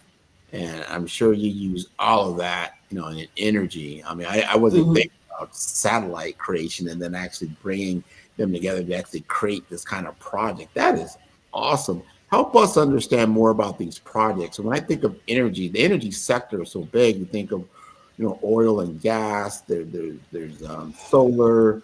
There's wind power. I mean, help us understand that a little bit more. So basically you have, and I always tell people, energy is everywhere, because, it is the backbone of everything that we use, in your house. Everything that you use in your house is coming from energy. Up to, all the products that we use, soap, whatever, because it comes from petrochemicals. So, which is at the beginning of the chain, which is, oil, oil so far. And then you have the gas, which is used to generate electricity, and also the cooking, the gas to cook. So it is, like you said, it is broad. So you have what we call the conventional energy, which is more coming from oil and gas, which is the core oil and gas, where you have to go and drill wells and then get it out, and then from there get to the chain of the either petrochemical, where you transform things, or just directly into using it for consumption so far. So that's one thing. And then you have what we call we call it clean energy, but I tend to stay away from the clean, because it's clean at the beginning, but then when you go far into the supply chain, it's not clean anymore, because you don't know what to do about it. So it's going to get dirty as it ages. So that's more of, the energy that come from nature. So like the solar, like the, wind energy, the energy from water, so thermal energy. So those are all the energy that comes from the natural from the natural aspect of things, or the biomass energy as well. So that's the new trend that we want to use, because we say that it's clean, but at the end of the day, like I said, we have to look at the full supply chain, and that's at the end of the day, it's just about what are we trying to accomplish at some point, because you will deal with, dirty energy at some point, even if it's clean at the beginning. So that's why more of the, the current of thought that we need to, it's a mix, it's about a mix it's not one or another. It's about a mix, and understand what are the goals and requirements for each country in a way. So we can't just talk manage it as a global thing. It has to be, look at case by case, because, you have the developed countries who have different problems, and you have the developing world who is actually missing, even the basic when we talk about energy. So it is a complex thing so far. It's not as black and white as we see it, like people see it right now. I can understand that. Just thinking about energy, even from my standpoint, it sounds very complicated. There's a lot of regulations, all kinds of policies, and each country probably has their own, and you got to look at all those different things. I wanted to ask about, from a financial standpoint, the funding sources that are available to Black women for to become an energy entrepreneur. The barriers that you have to overcome to access, if you have to access, venture capital or loans of that nature. Now, are you doing it just from a consulting advisory standpoint, or are you doing your project management, or do you have to get in where you need capital in order to actually bring these projects to life? Yeah. So, I mean, there's always even if you're not the core, you're not going to be involved in the operational side of things, there's always the project management side that you need to have an oversight of the project, and so have a project management in place, and also a budget. So there's the financial planning that you need to do, because the business model that we have, we have a core team, which is a very small team, and we just bring consulting as required by the project. So we need to have this financial planning when we bring people to come and support us in delivering some of the projects. So that's something that needs to be clear. So we have to have a clear business model, for all the project, and that will, help us to actually stay competitive. Because the thing is, one of the key challenges that I had when I started in entrepreneurship. So I was, very good technically. So I thought, because I have this technical knowledge, it was enough for me to manage a business. But that I just realized that's not all.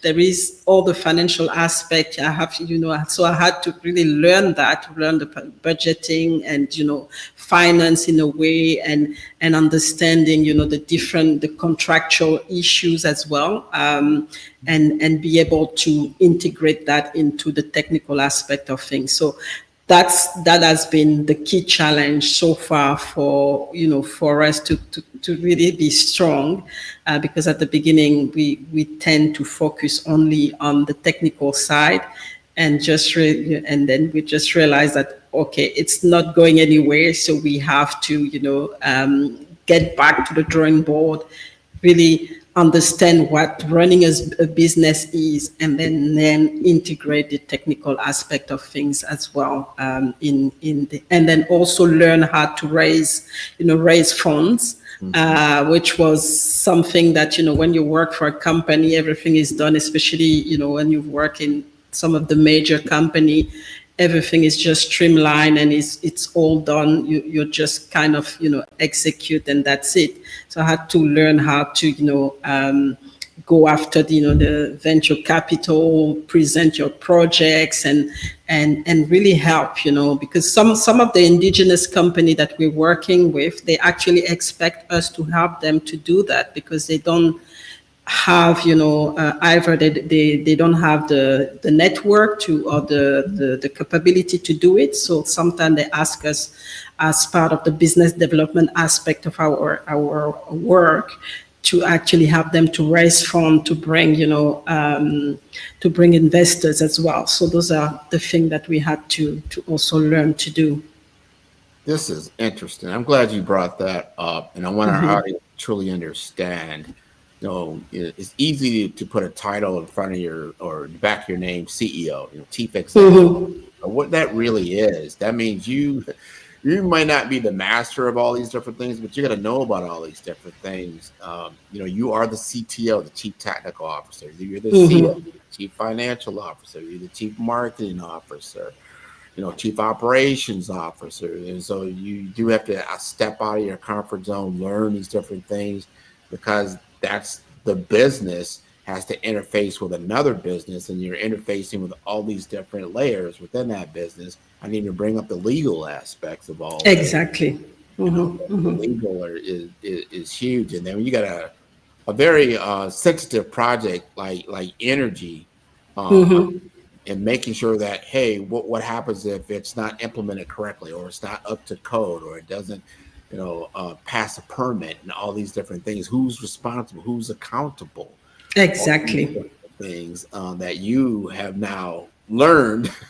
You're a master. The hard way, well, yes, but you learn, and there's also especially in some of the project we're working on in Africa, you have the community aspect of things, because you have to have the community on board, and that sometimes can take time. Even if you have a good project, how do you implement if the community is not aligned as well? So that's also another aspect that we have to take into account when we work with our clients as well.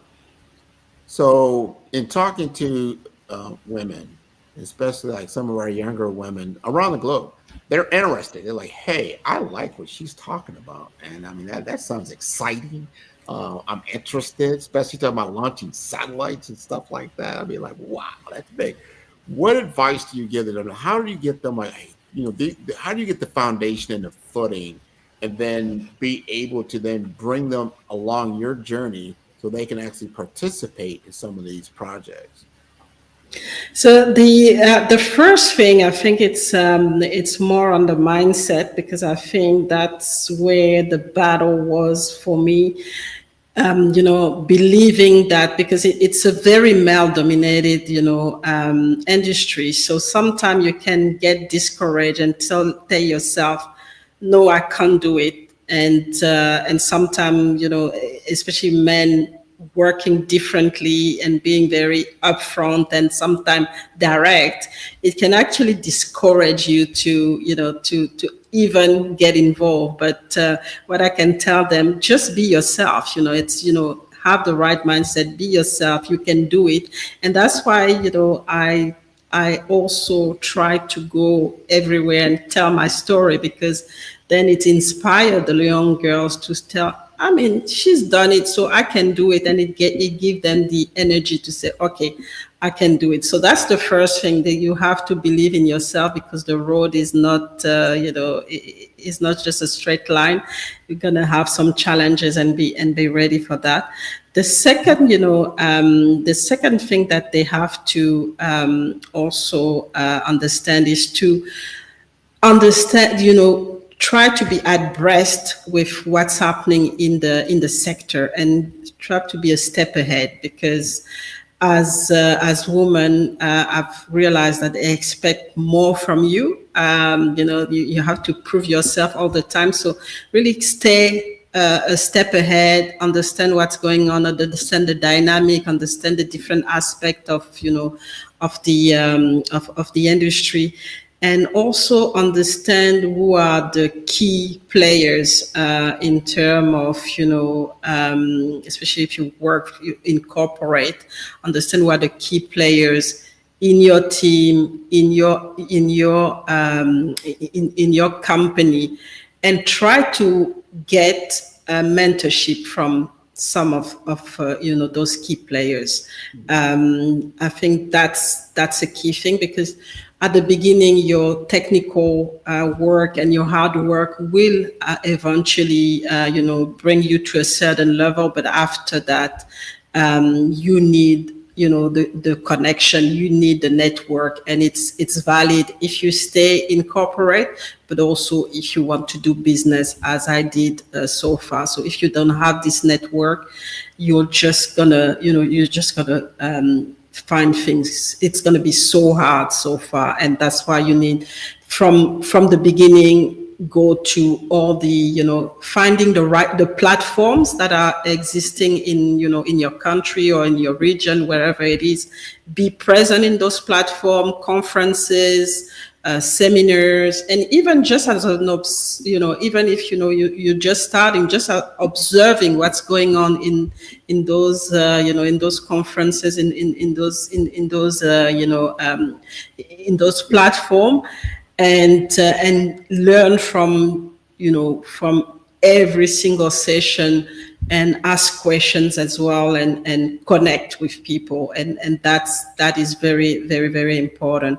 And one thing, especially if you want to become an entrepreneur, is to make sure you actually connect with as early as possible with financial advisors, people who understand finance, so that they can guide you, they can help you to get, because like I mentioned, it can be capital intensive. So you will need at some point, if you want to become an entrepreneur, to raise funds. So have, this backing, this mentorship from financial advisor that will help you to mitigate, any risk that you're going to take, especially as, spending or, is concerned. And another thing is, as an entrepreneur in that sector, it is important to also diversify your revenue stream, because if you only, especially if you have different projects, if you only, rely on one source of revenue stream, it can be a killer, because especially projects are very different. So it's important to diversify this, where you get your funding, so that you don't get stuck at some point, if one of the stream is actually not working. And really securing your contracts as well ahead before because obviously when you start small, but the objective is to scale, obviously, but secure the right contracts and everything before scaling, instead of doing the other way around, having your business plan and then start to staff and buy things, and then you realize that you don't have the contracts. So really, have those contracts ahead, and then scale as they come in. That's sage advice. Definitely comes from experience. Where you're talking. I wanted to just ask this one thing about cultural competence in what you do. I suspect you potentially might speak several different languages. You understand different people. Talk just a little bit. We got a few minutes about cultural competence. Yes, so social competence, and especially language, has been a big part for me. It has allowed me to also diversify my my businesses as well. So I speak, my first language is French, so I speak French. That's my first language. English, Spanish, a little bit of Portuguese, and I've worked in Malaysia, so some Malay as well. So it has been very helpful, because I just realized that when you do business, just speaking the language open, you get the person that you're talking to open up, because they feel a connection. So that has been a very important aspect into the me doing business, especially doing business globally. And then there's also, understand the culture as well, because the way business is done in one country is different from another one.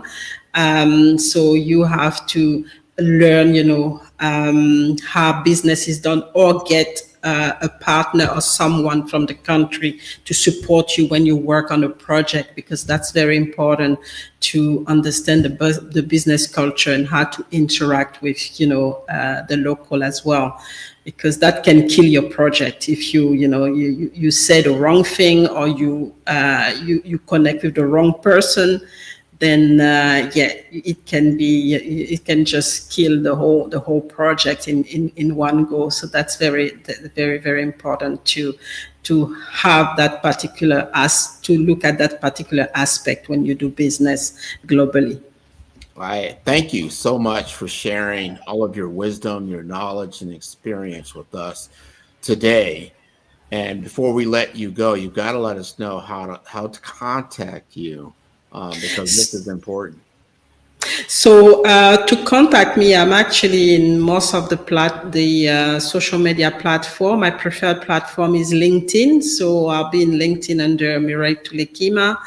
I'm also on the other platform, but LinkedIn will be the best one, especially if we talk about business.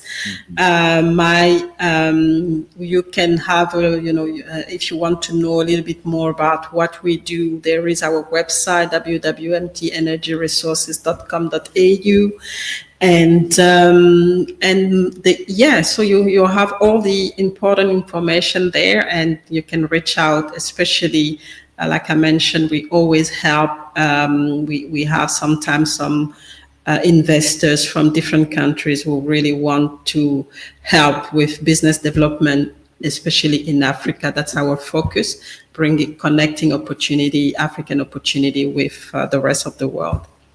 Wow. And one second, because I want to know, do you do business in the U.S.? I do. I have a few. I have few clients. I have few clients from the US. I've been interacting with quite a few people, business, especially for the energy sector, but also for leadership and mentoring. I've been doing quite a lot of. I have quite a lot of interaction with people in the US just for the mentoring and the leadership aspect of things, because I also have a coaching company that coaching. So on the coaching aspect, yes, I've been linked to a lot of people in the US. Well, we want to continue to utilize you as a resource. We're looking, especially in the US, to do more business on the African continent, as well as the Caribbean and other locations, especially now you're in down under, as we call it, down in Australia. Yeah, down under, yeah. I think that's wonderful. So it's expanding the footprint and seeing what our whole network expands exponentially. So this is great. I want to thank you again for being on the Black Business Network. Welcome. This has been wonderful. Genius is common, and I will see you on the other side. Thank you for having me. Bye. Bye. Oh, she is wonderful. This is how we do things when we talk to people from other parts of the world. The Black Business Expo's mission is to raise funds for high school seniors going to college or K-12 entrepreneurs. This expo is a fundraiser for students.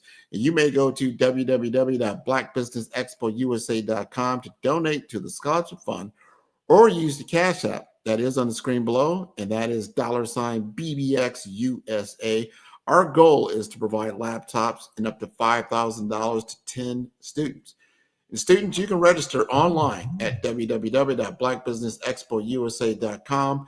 Every dollar counts, so please donate to the scholarship fund and help students to achieve their dreams.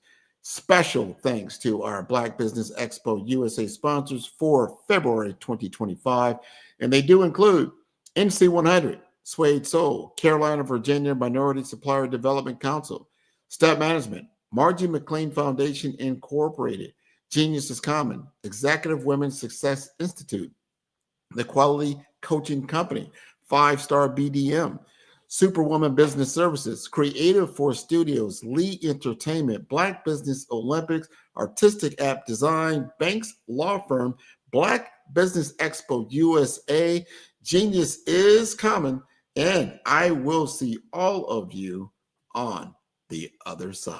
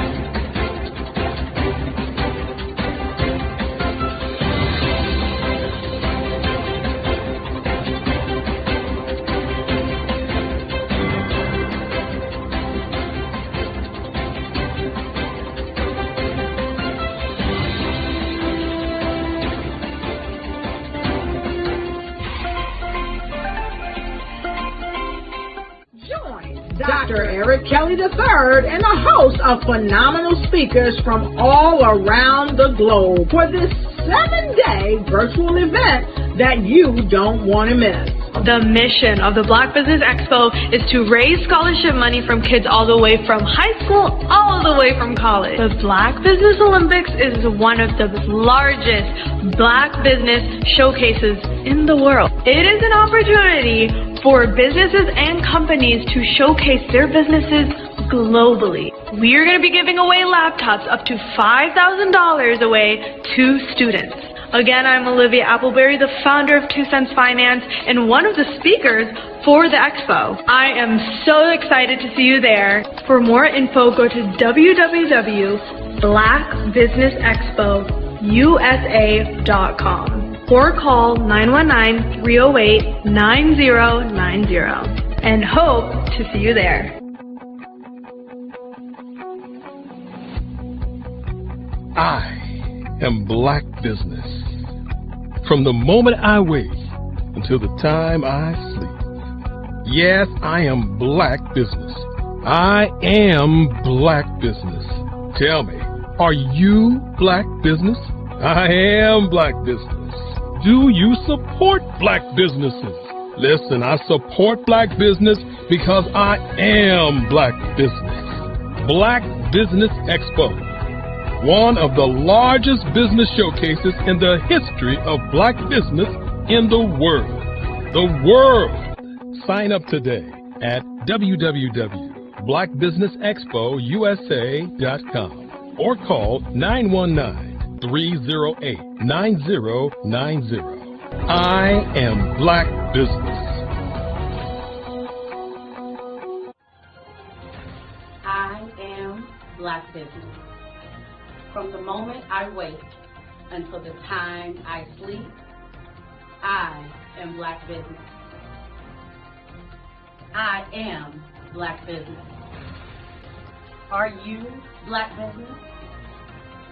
I am Black Business.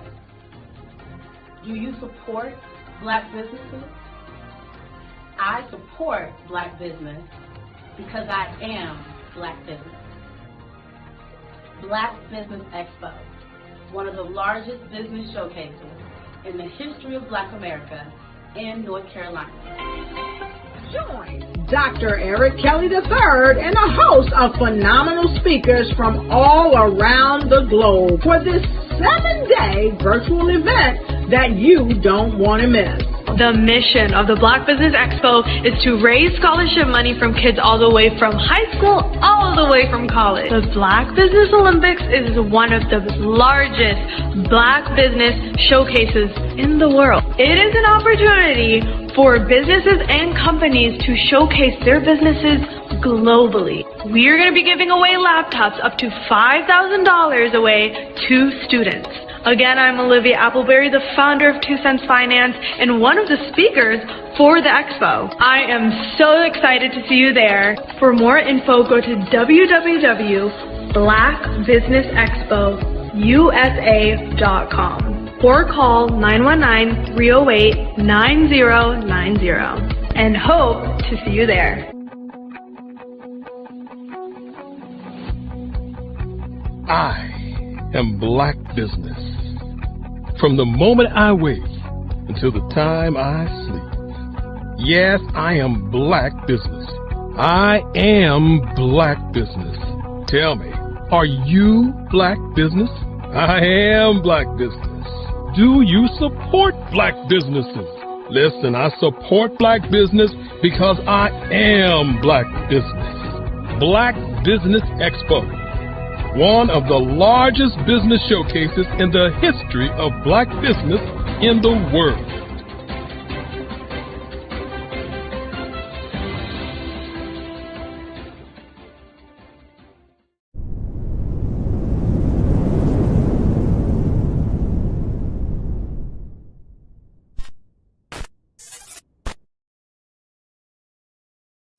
In today's competitive market, standing out is essential. 5-Star BDM, led by visionary Grant McGaw, offers the key to unlocking your brand's true potential. With innovative strategies and a passion for empowering businesses, 5-Star BDM is transforming personal branding and business development, moving brands from merely competing to dominating. At 5-Star BDM, we revolutionize personal branding by crafting authentic identities that enhance visibility and influence. Our Brave Blueprint drives measurable results, ensuring a return on investment through tailored strategies. By integrating artificial intelligence and advanced methodologies, we provide your business with a competitive edge in the digital age. Grant McGaw brings over 20 years of leadership experience with Fortune 500 companies. Named a top 10 global thought leader in personal branding, Grant's achievements include the 2024 Best Personal Brand Development Podcast for Follow the Brand. His philosophy, integrity doesn't have a price tag, is the foundation of 5-Star BDM. Partnering with 5-Star BDM means embarking on a transformative journey. We begin with discovery, analyzing your brand's DNA. Using the Brave Blueprint, we develop a strategy tailored to your goals. Our support continues through implementation, training, and ensuring long-term success with AI-driven insights and real-time adjustments. Our impact is evident. A healthcare tech firm experienced a 300% boost in brand recognition and 75% sales growth in 6 months. Entrepreneurs report increased customer retention and new revenue streams. Diverse companies like Black Business Expo USA and Akaba World Network have become industry leaders through our guidance. Join the movement and elevate your brand.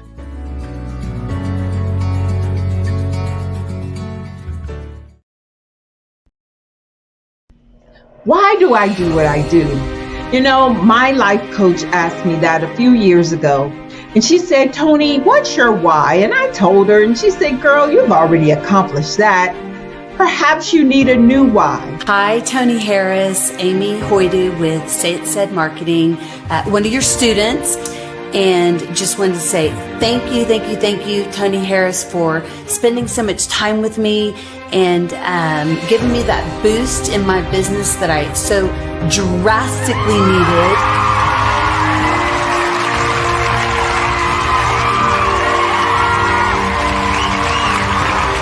My why is to touch, move, and inspire my clients to take drastic steps to be better than they were before they met me. I'm a resource, I'm a connector. I want to help people build deeper relationships that are beneficial to their life and business. That's what I do best. So, first thing you got to do is show up. And speaking is a way to magnetically attract your ideal client to you. How many of you use social media that way? Absolutely, and this is how you look to the world. Drastic steps are the steps that are needed to be successful. And my business is drastic denotes a mindset. Getting out of your comfort zone. Doing something that you don't necessarily feel comfortable doing, want to do, but you know it's a necessary step to be successful in your business. I get the most satisfaction when I see my connections flourishing into relationships long after I am gone. Hi, my name is Jasmine Augustine with Media Jasmine, and I've joined several networking and referral groups in the area. And Network in Action Northeast Houston with Tony Harris Taylor is one of the best organizations that I've joined. I love that piece of what I do, and it is what fuels my fire.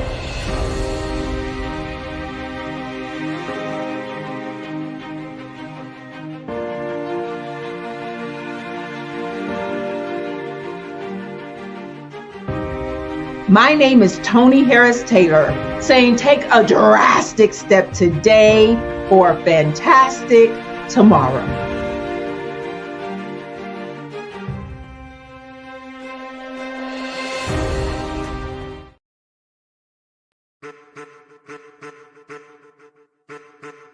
I am a child of the Most High God. He has gifted me in ways that I could not even imagine and didn't know.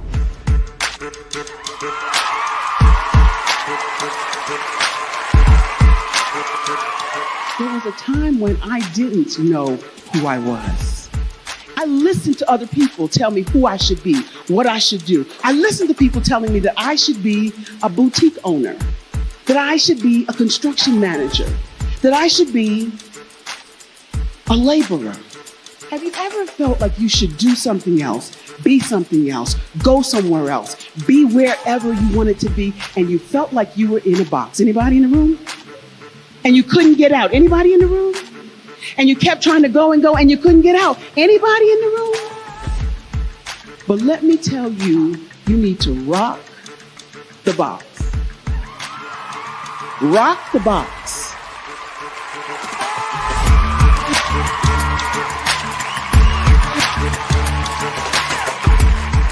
I am engaging, inspiring, and empowering.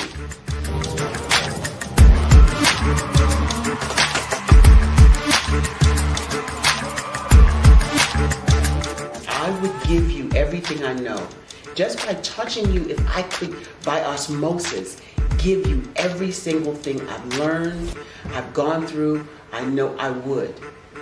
We know that's not possible, but as it is possible, I love to share information with people. Some of you out there, people have told you that you can't be, you can't have, you can't do. But I will tell you, like Kinston said, you can, you must, and you will. If it's to be, it's going to be me. You got to say it. If it's to be, it's going to be. If it's to be, it's going to be. If it's to be, it's going to be.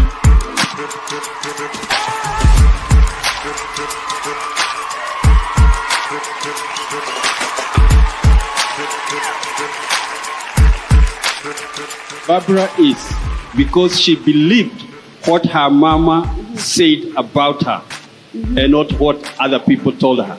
Every day you wake up, when you're in a situation, it's your choice whether it's an advantage or the disadvantage. She gained her confidence and her life, and now she is a testimony. If I can help you elevate yourself, then I feel like I'm elevating my own self as well. What you know and I know together can change the world.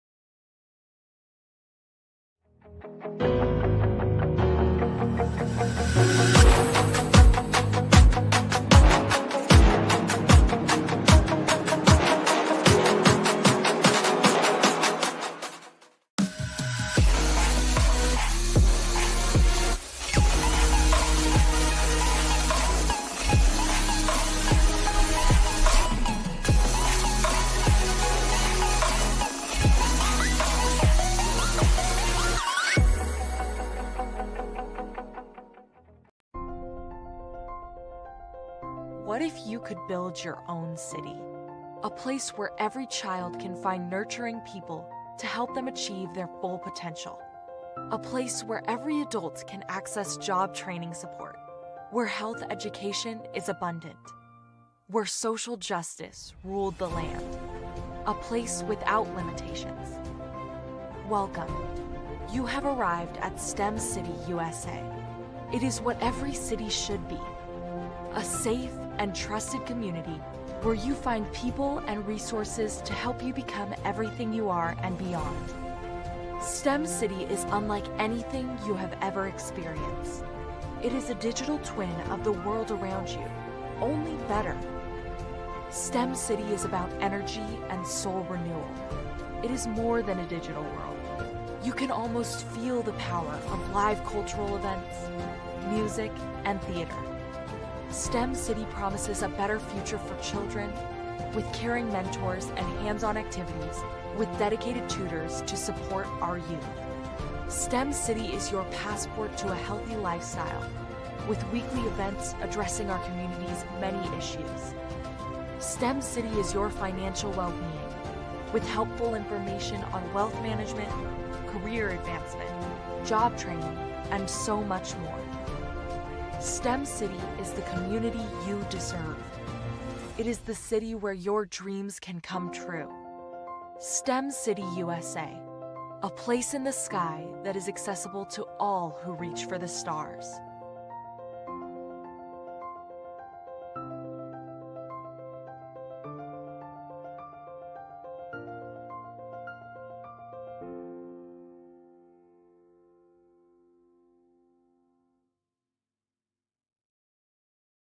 Hello, I am Dr. Eric Kelly III, the visionary strategist and founder of the Black Business Olympics.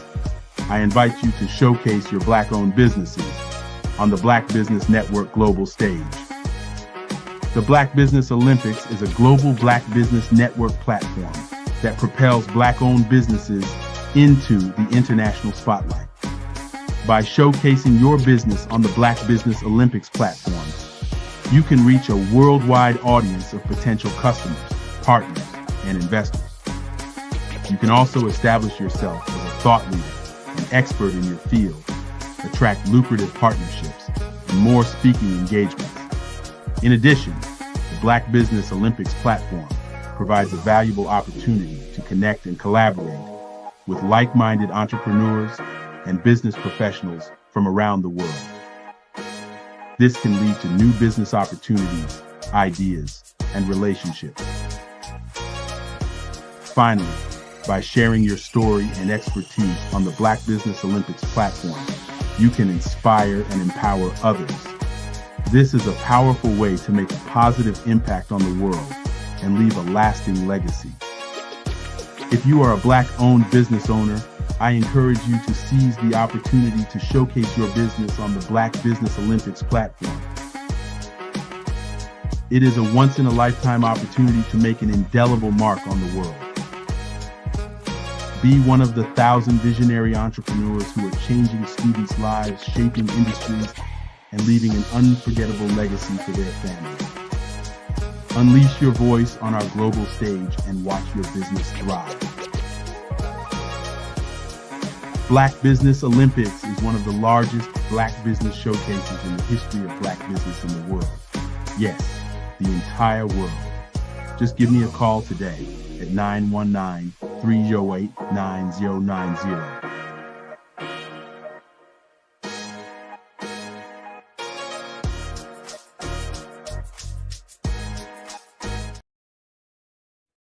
Hey everyone, it's Grant McGaw, CEO of 5-Star BDM and host of the award-winning Follow the Brand podcast and TV series, where I help you to build a 5-star brand that people will follow. My genius is personal brand development through intelligent communication and helping you achieve your business and career goals. I am a requested speaker on digital technology and brand development issues. I want to work with you to increase the value of your current opportunities while attracting new ones. Every one of you is unique, and we all share challenges that can be addressed through smart branding. As a superconnector, I work with you as an executive coach to guide you along the complicated business and career development road, providing the enhancement tools and information you need to succeed. Together, I will help you succeed in today's challenging business climate. I will evaluate and measure your progress. Best of all, I am right alongside you every step of the way. Build the brand called you. Genius is coming.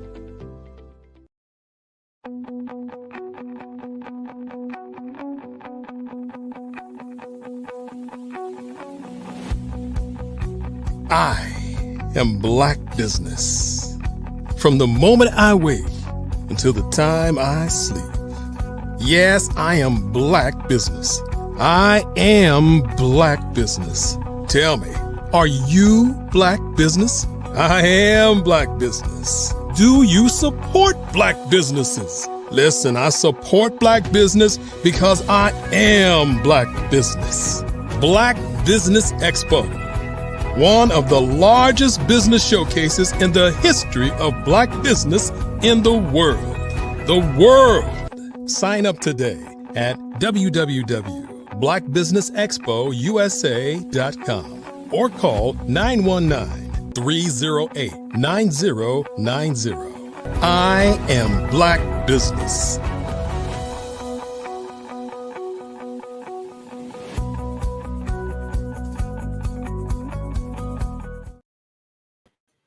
Good day, good day, good day, business owners, entrepreneurs, thought leaders, and corporations, and welcome to the Black Business Network.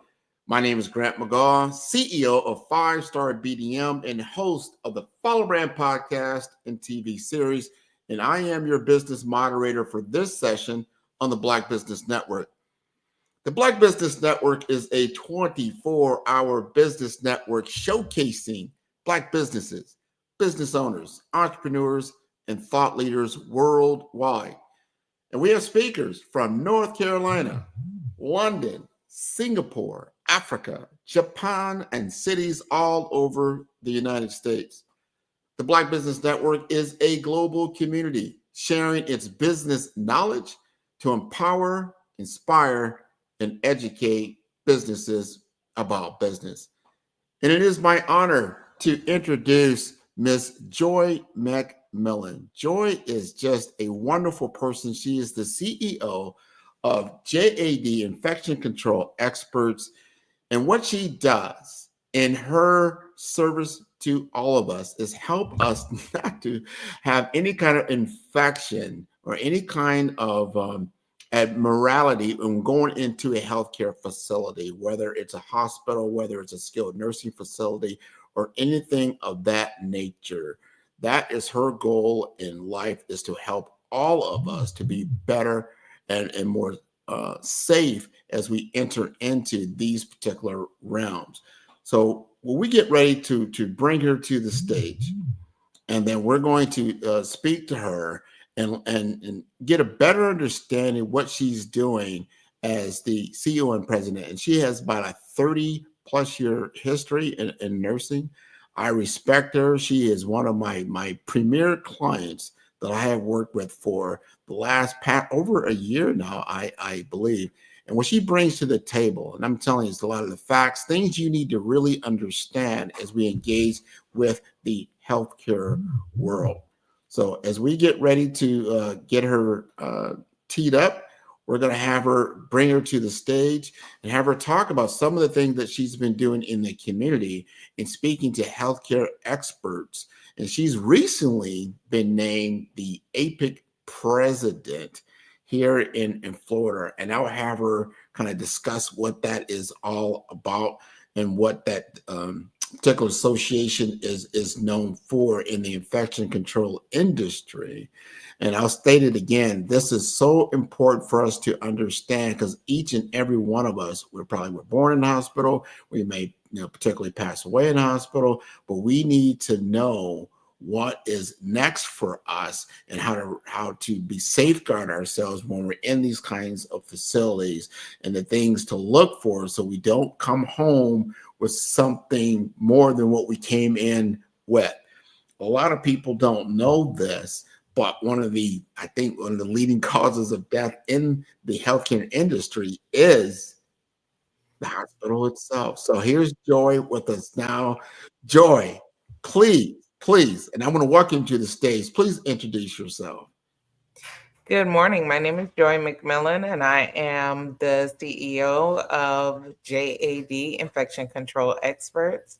I'm also the president of the APIC Miami-Dade chapter for South Florida. So yes, good morning. Well, you got to enlighten us for more than that, because I've been telling them all these things. You're going to help us to traverse the healthcare world. So first of all, tell us a little bit more about APIC, meaning you just got your presidency. You just came in and was elected president of the South Florida chapter of APIC. I don't think a lot of people even know what APIC is. And tell us about what your appointment means to you. So APIC is really the Association of Professionals in Infection Control. And being the president of APIC it's an esteemed role, because you have the opportunity to make the changes that need to be made, to advocate. As you can see in this world that we are in now, and all of the dramatic changes that are occurring, we have to be that voice. And APIC has been standing up for all of the rights, for safety, and for, public health in general.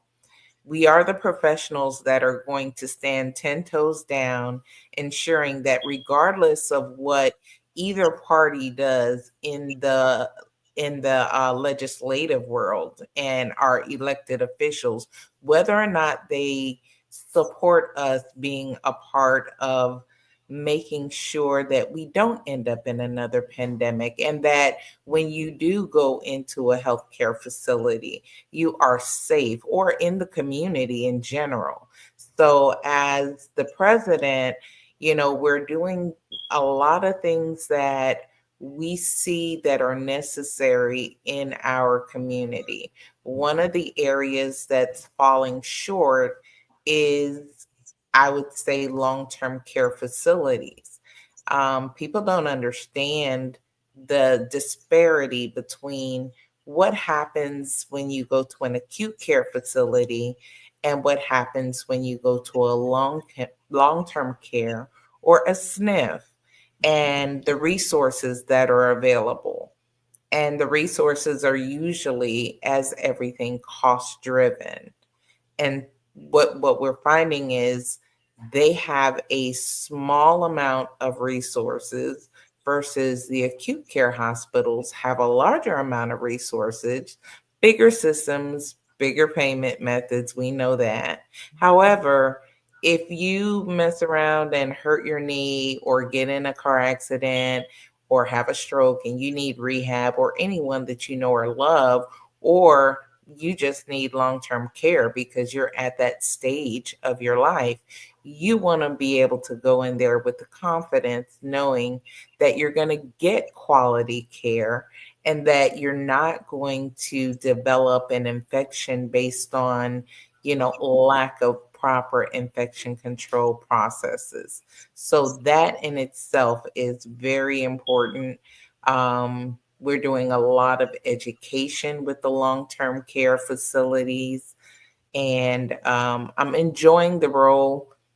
I'm enjoying bringing back to the underserved, and not just the underserved, but empowering everyone who does have a voice. And if you notice on my posts on LinkedIn and things like that, I don't just focus on healthcare providers or healthcare personnel. I want to bring my message so that the world, everyone out there, the community at large, understands how important it is for them to advocate, so that we can all have the wonderful care and that our standards are as they should be, not just on paper. However, the outcomes reflect it, that you actually see the decrease in healthcare acquired infections or in community acquired infections, because that's important too. So, yes, I really appreciate APIC for all that they do. They bring a wealth of resources.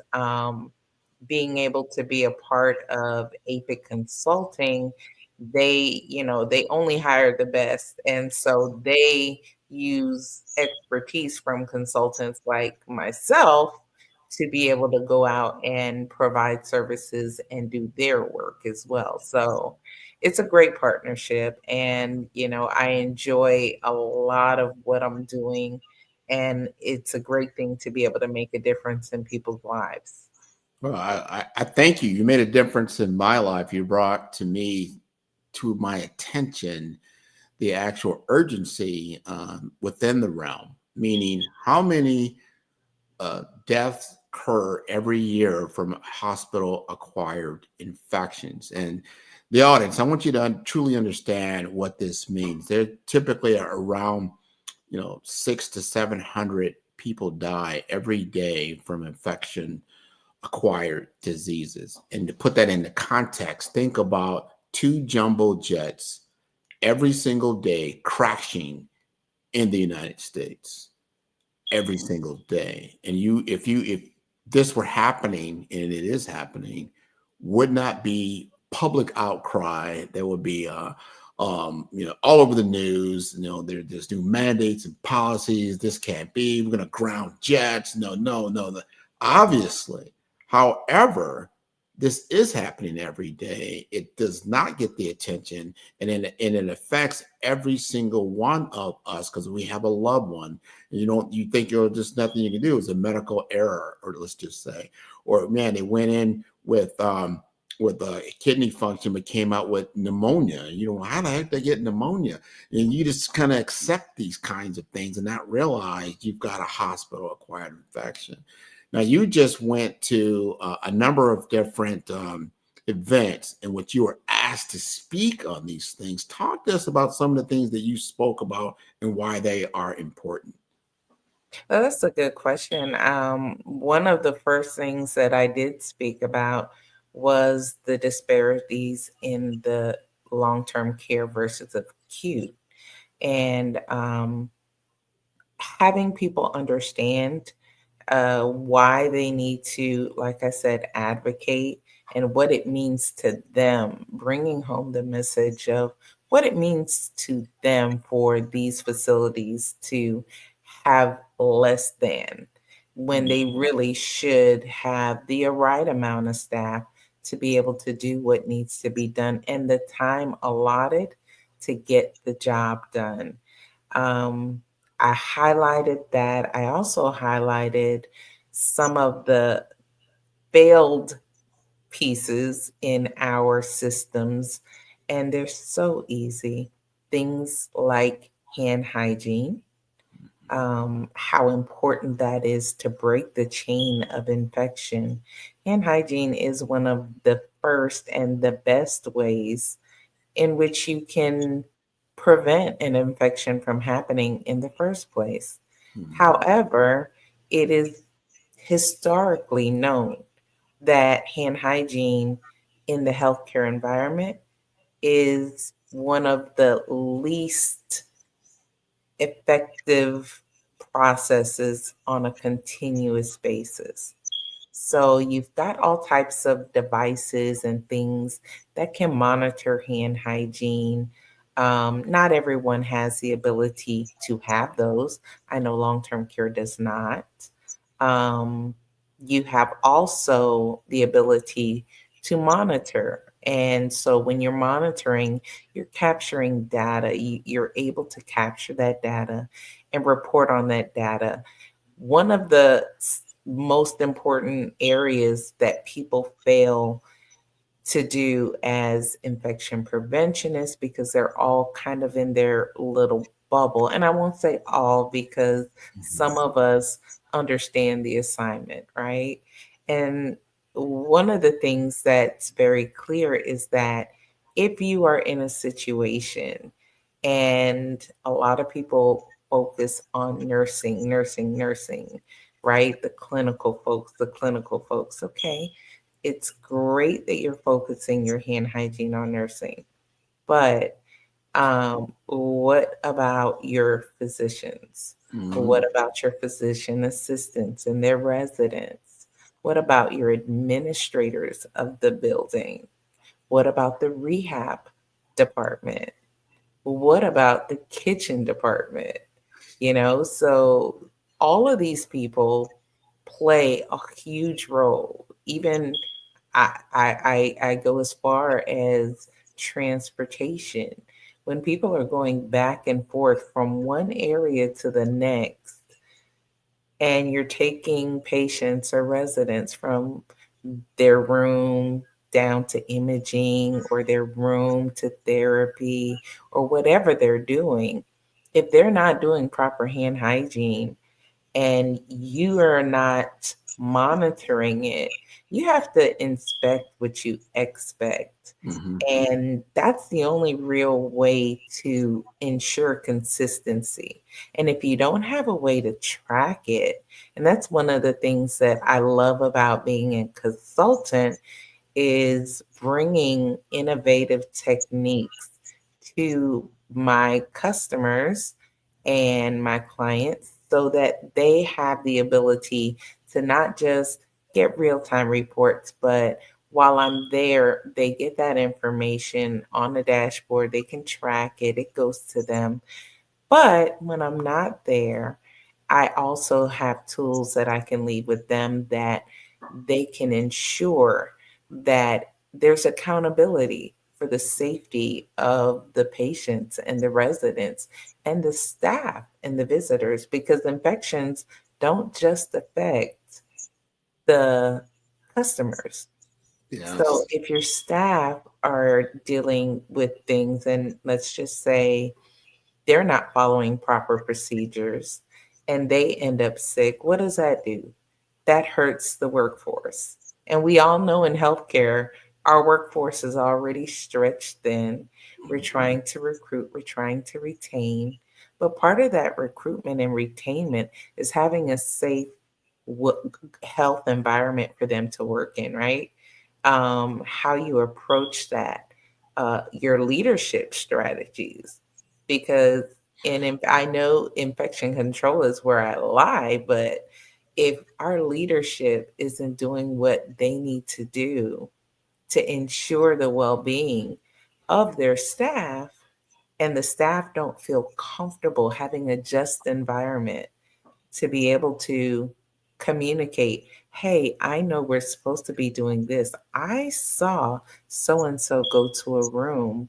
They may need a little extra training.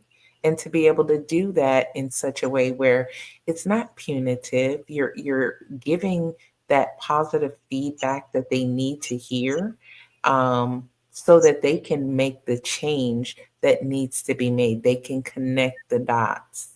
And so that's a passion of mine. It's part of what I speak about. I love the speaking engagements. I love what comes with it, because what you're actually doing is empowering,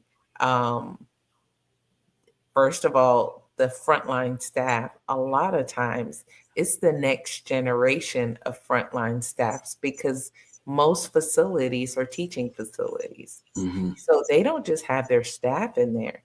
They've got students that are learning what they're going to be doing or what they should be doing as they grow in their career. And so I'm looking forward. I've got so far, I think my next speaking engagement is Dubai, and then off to France.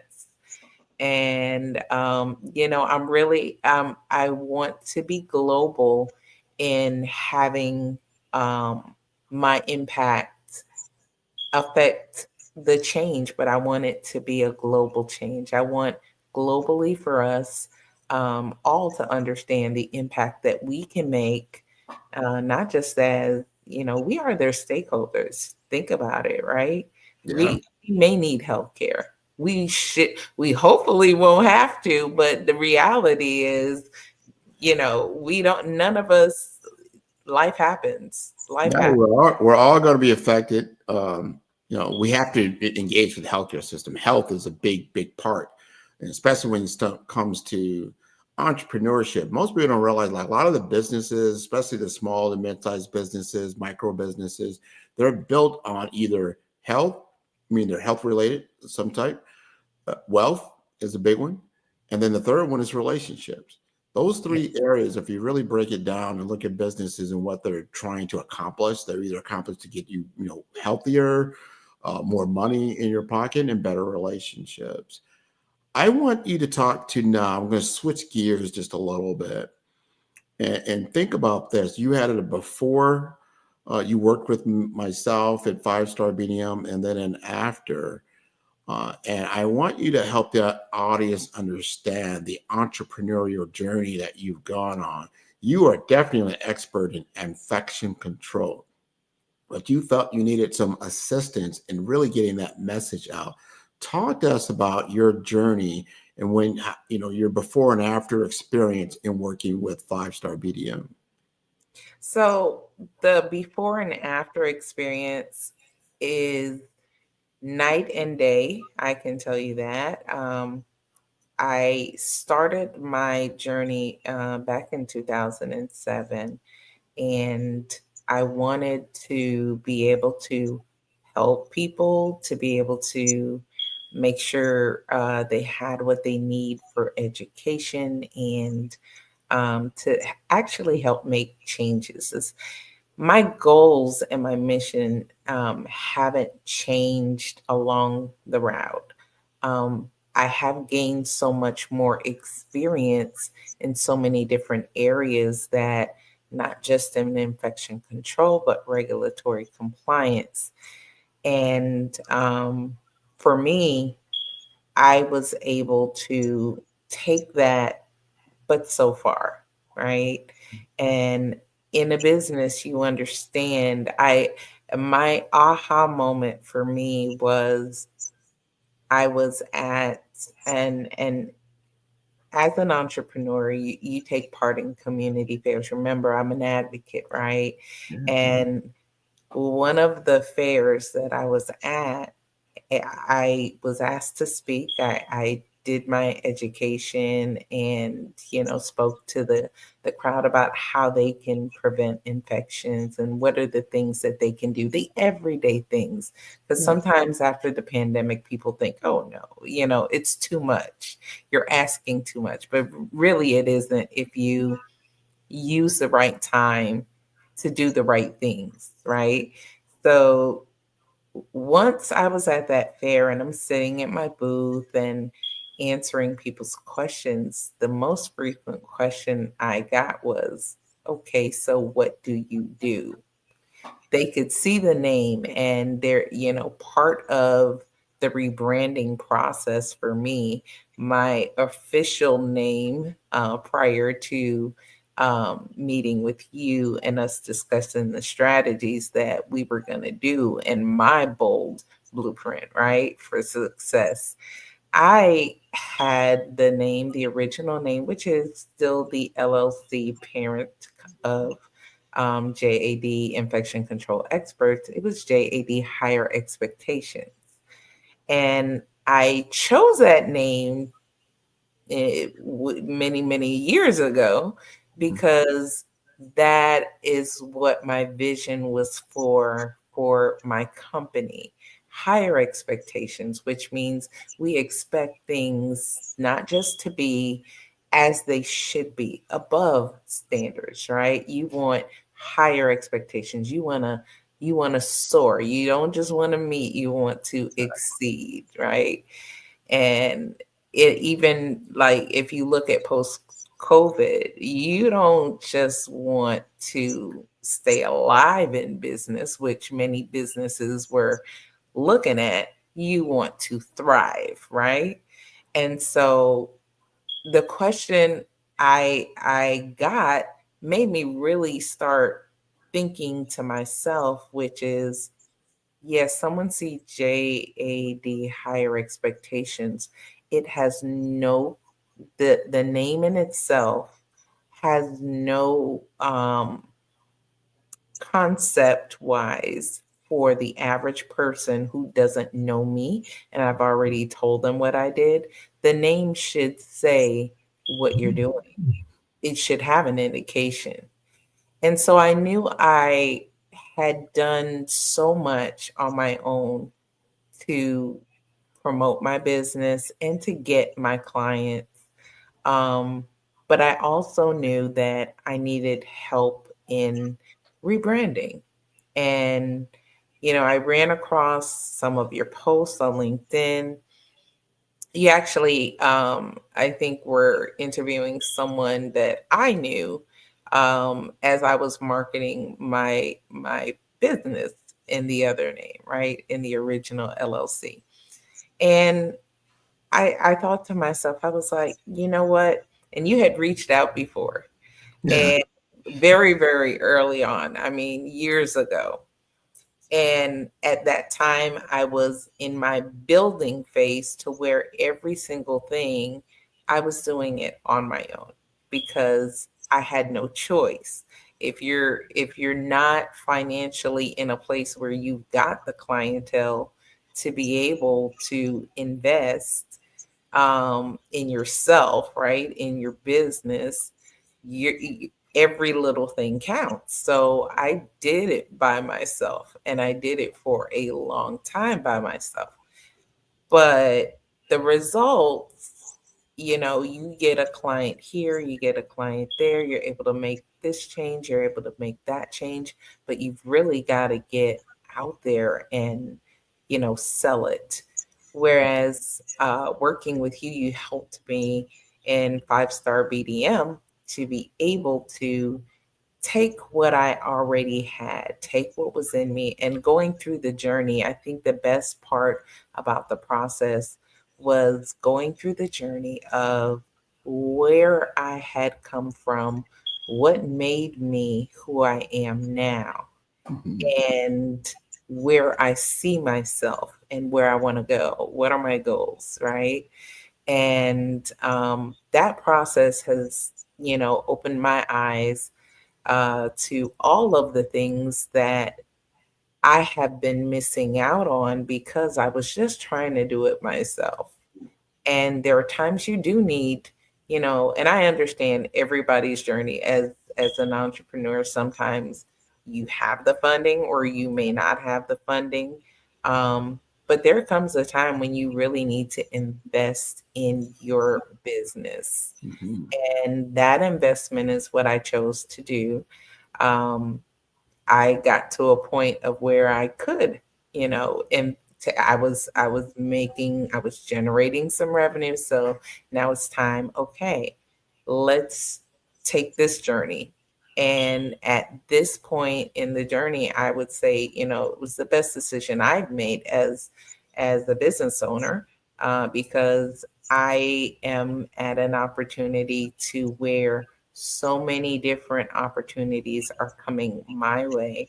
Rather than me beating doors down, people are actually, knocking on my door, and that is where you want to be. And, the goal, I think, is as I move forward and as I, take advantage of the opportunities that are coming my way, you know, you want to be able to be in a position to where you're not the only person on your payroll, that there's business enough where you have to contract out your good employees. And I've really gotten to a place to where, I've got good people that I have on my team now.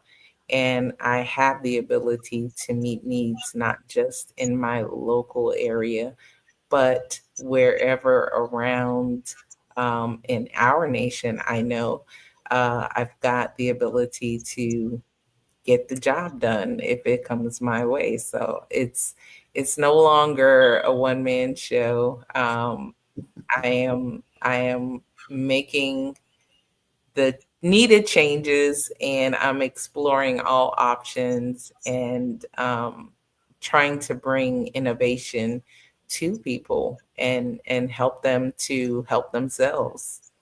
I tell you, and I want the audience to really understand what you just said in a different light. Meaning, she came to me and we worked together on a brand blueprint strategy. Most people associate branding with the aesthetics, like, oh, all right, we're going to give me a new logo. Oh, that's great. We're going to just do, get the new website. That's great, and all these other things that are more visible. But if you listen to what she just said, she didn't mention any of that. What she said was she was able to understand from her mindset how to first get to the point of investing in herself, getting the right person that could help her, and then putting her on a path to actually scale her business, right? All those other things, they're great. They're just assets that you need to acquire, but you need to then reposition yourself, right? And I love how you told the story. Like people have names of businesses, and it really just depends on what it is that you do. But a person's going to make a decision if they're going to take that next step is looking at, if I can't tell within the first 5 to 7 seconds, and some people say 2 to 3 seconds, but what this is all about, I'm already out because the people are scrolling, they're doing all kinds of things, right? They say, oh, JAD, infection control expert. I need that. So if you're running a skilled nursing facility or you're a long-term care facility or hospital, like, oh, okay, yeah, let's find out. Let's unpack that just a little bit more. And then they go through the journey, when people go through their journey, then they go through the visual journey. They see their logo like, oh, all right, you know what? That meets let's go back to higher expectation. That's a higher expectation. That was cool. They go to the website. Oh, there's a story there. It's telling a story.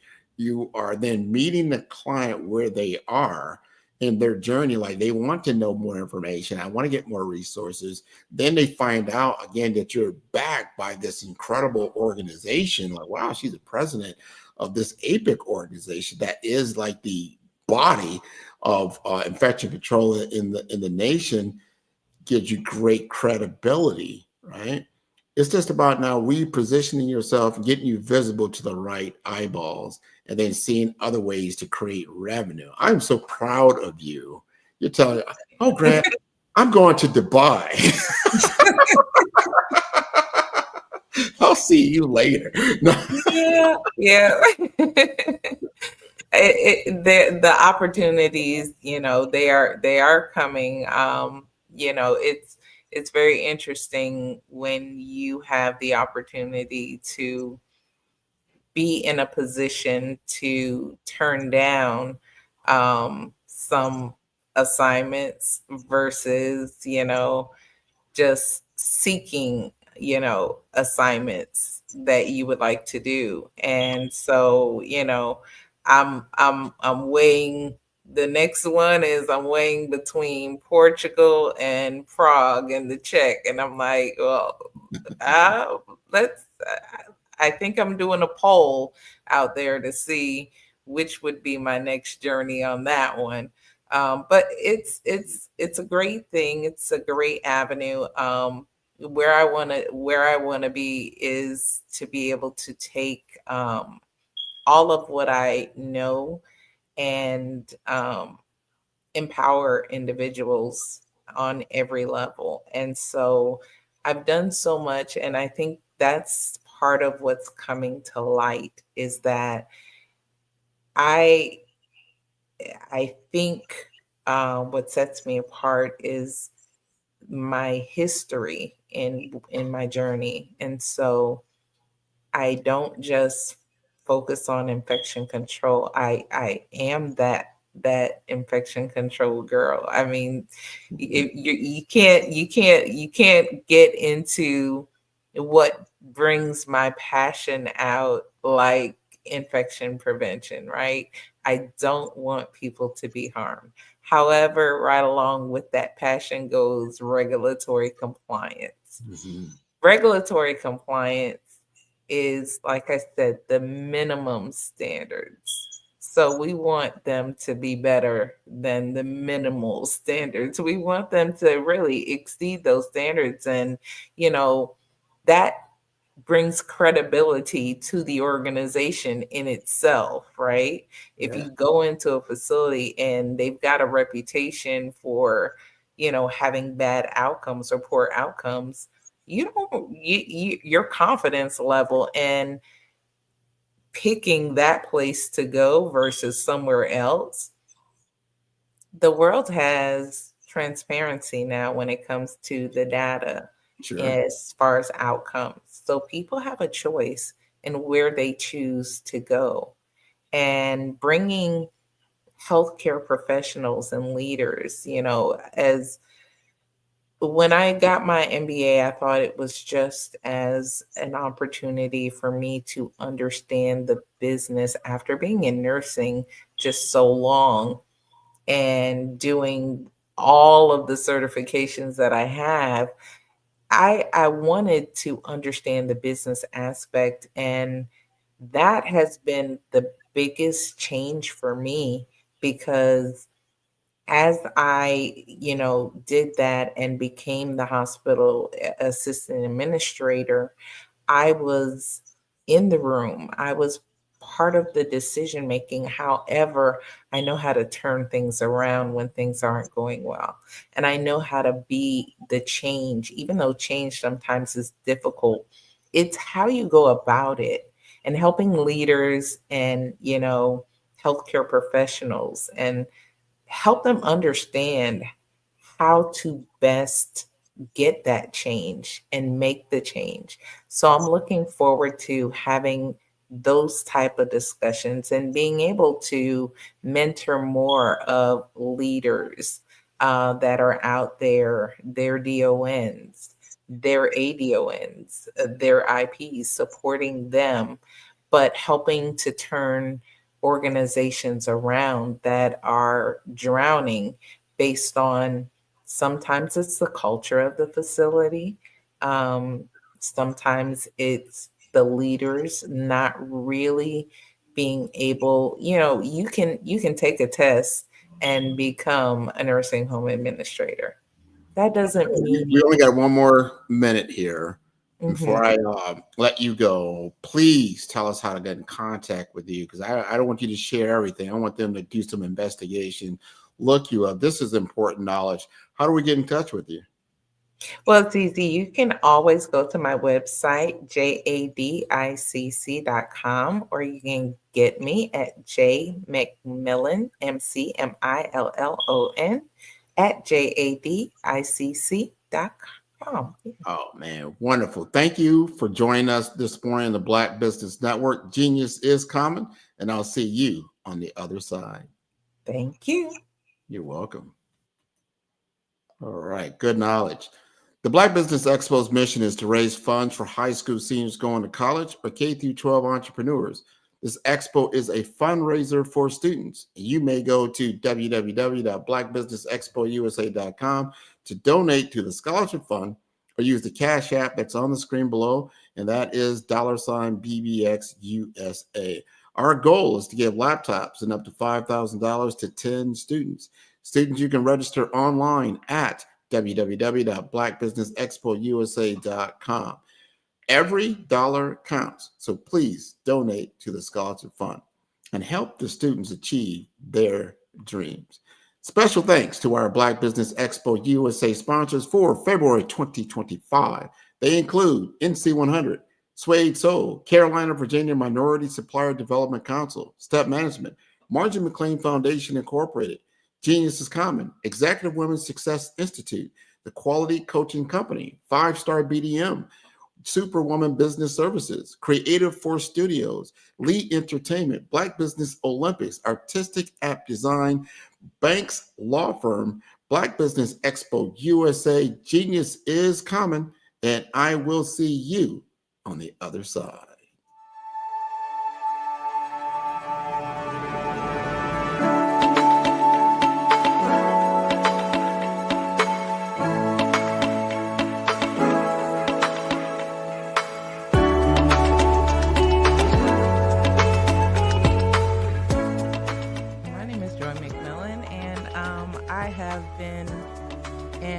Infection control and nursing for over 30 years. It is truly my passion. I love being able to see people who are in need go into a facility and get quality care, have quality outcomes, and don't leave with anything they didn't come in with.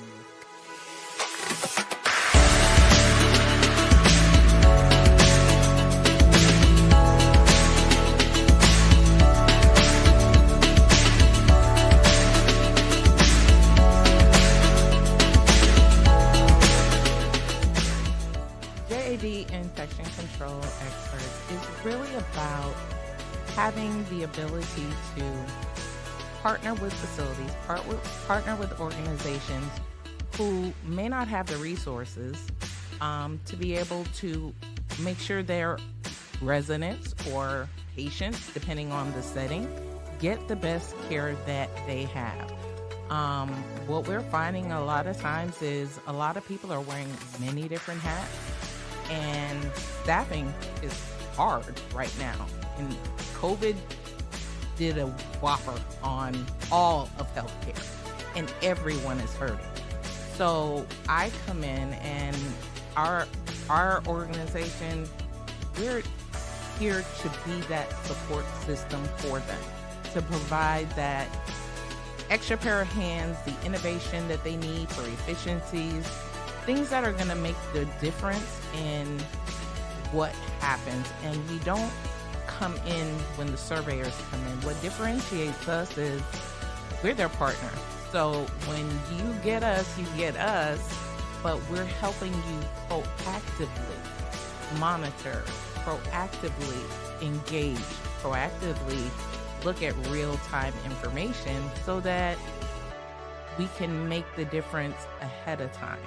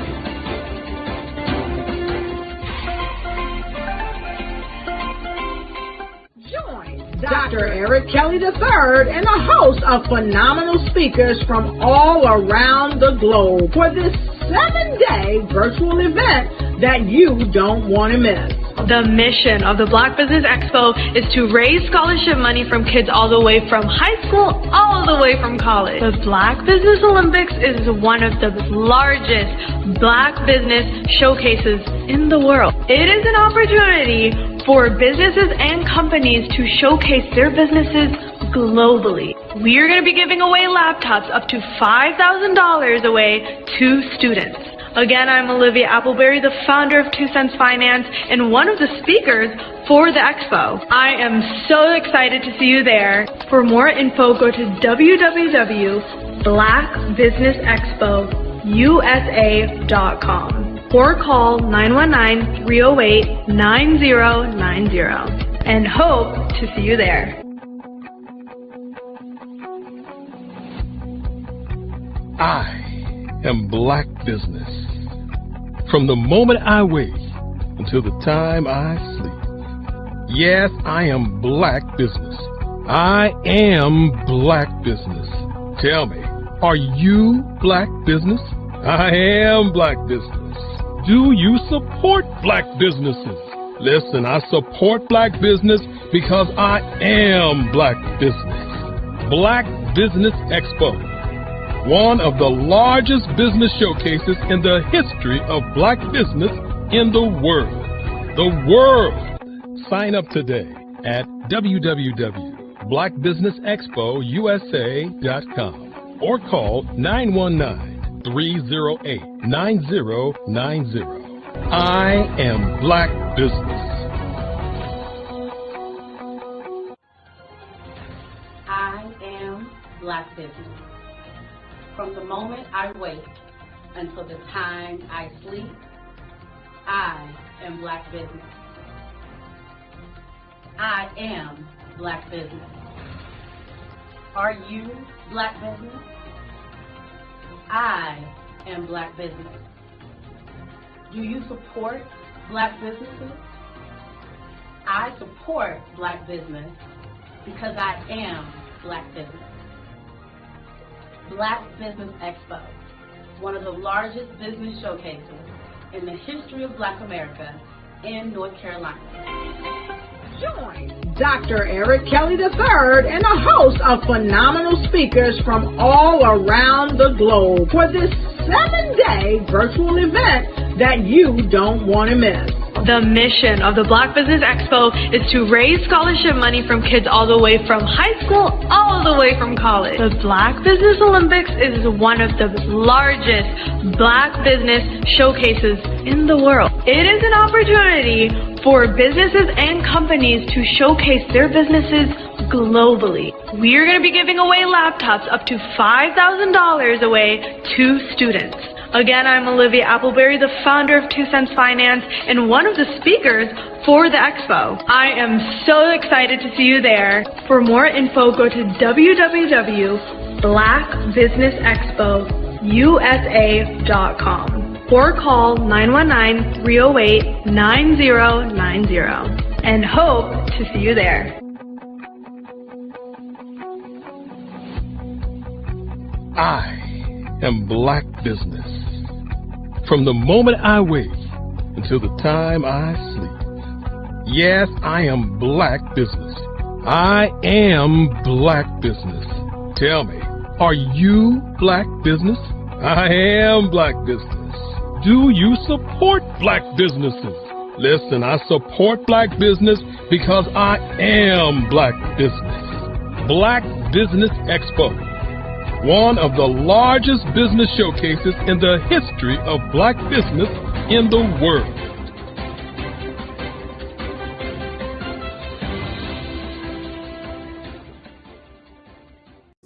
Follow the Brand TV broadcast host, Grant McGaw, as he visits with top executives and entrepreneurs to find out their secrets of success with their personal brand.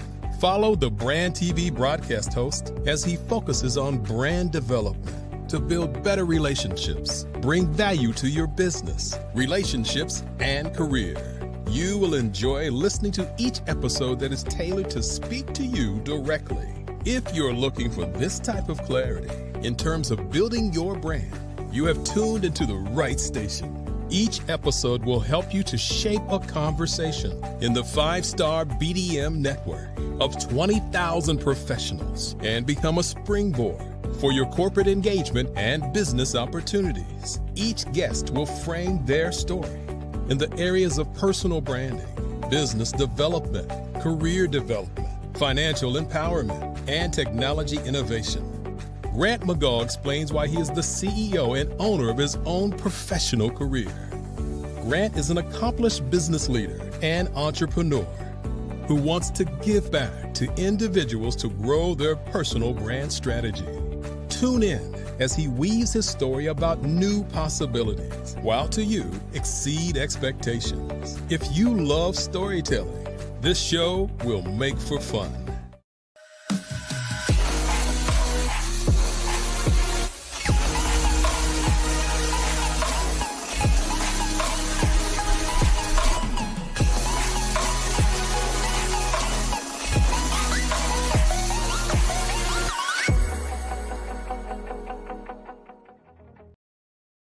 I am from Washington, D.C., but I was raised in Durham, North Carolina. I came to Durham when I was about 5 or 6, and then I traveled back and forth to D.C. because it's where my people are from. One of the unique things about my family is my mother, she's also an artist. She does quilting, and she does a lot of artistic things, and then my son, he draws with both hands, his right hand and his left hand like I do. So that's kind of a family trait. And then my other son, he's a videographer, and my daughter, she works, she's a regional vice president for Sunglass Lab. When you start out drawing and sketching, you want to continue to explore, you know, each avenue. I do pastels, I do pen and ink, I do painting, I do acrylics. I haven't done oils yet. But I try to do all facets of art. What I say to a lot of times to people is, you know, you can't put yourself in a box when you're an artist. You have to you have to explore. And over the course of my life, I've tried to explore different mediums. I also do sculpture as well. I choose my subjects by the intensity that they have in their faces, or the intensity that somebody is moving, because I do more than portrait drawings. I also do I do abstract, and then I do figurative drawing also. What happened in this particular show is that I started out trying to come up with something that would be a little bit different than what everybody else is doing. So I was working on a Barack Obama show, and they wanted me to do some paintings of Barack. And so what I did was, because of the deadlines, I kind of did it kind of fast. And then I realized when I was doing it fast, I enjoyed it. And so then I started doing other pieces the same way, and I started to enjoy those pieces also. And so I came up with this particular style, and it's a style of lines and colors. And what's interesting is that when I was in college, I did a show called Lines, Colors, and I talked about the boldness of the blacks, the hotness of the whites, and this is how this has come about, later on in my life. And the colors comes from a lot of the entertainers that I work with, where they wear different colors. They don't wear, your plain reds or your whites. They wear different colors, and so that's also another piece of what's giving me the colors. The subtitle of this show is Faces That Speak Life. That's real critical. Faces that speak life. Each one of these pieces is a life source and a life energy that's being put on display for people that are looking at them. I always say in terms of my art, it's not important that I draw them. It's important what you get out of what I draw. I don't try to just draw it because you like it. People wanted me to do prints. I didn't do prints. People asked me to do different people, but the people that I choose are people that make a difference in the lives of people in the world. So the human landscape idea was, again, as I say, the lines represent your emotions, it represents your ideas, and it represents your journey as a human being. And that's why you get the different pieces and the different looks. And as you notice, I try not to do one look that looks alike another look. And that's what's the most important part of this show. Social media is evolving. It's more vibrant, more colorful, more energetic, and so are you. It's not just photos anymore. It's video, it's audio, it's subscriptions. And now there's Fanbase, a new monetized social network. Fanbase delivers the complete native app experience with full content monetization for every user. No algorithms that shadow ban your engagement or growth, and no ads. Follow anyone for free and subscribe directly to your favorite creators for $4.99 a month. Plus, show some love by tipping on any post. Also, make a Fanbase page and monetize your content the same way. Finally, connect with your followers by posting the amazing content you already create. And now, get paid for it. It's time to energize and monetize, because everyone's a fan of something and everyone has a fan base. Sometimes you got to hear the news from the Black perspective, and more specifically, Black publishers. And that's exactly why you have to download the Hey Tie app, the largest mobile app delivering breaking news, videos, and podcasts from 200 of your favorite Black publishers. Yes, 200 Black publishers delivering news as it happens, literally all in one app. Go to HAYTI.com or download the app in the Google Play Store or Apple App Store. It's completely free, along with information that you can trust, so go check them out.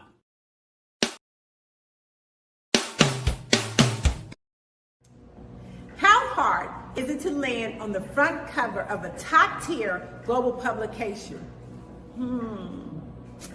The answer may surprise you.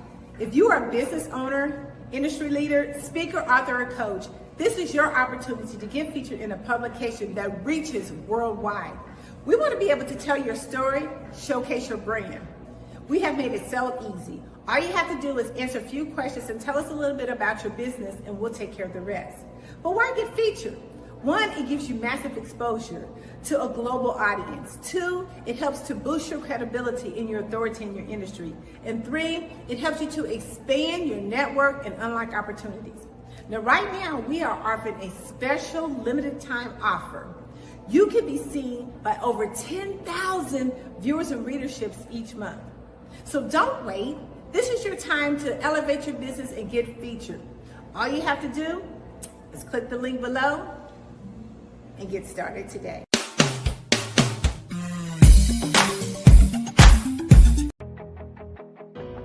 I am Black Business. From the moment I wake until the time I sleep, I am Black Business. I am Black Business. Are you Black Business? I am Black Business. Do you support Black businesses? I support Black Business because I am Black Business. Black Business Expo, one of the largest business showcases in the history of Black business in the world.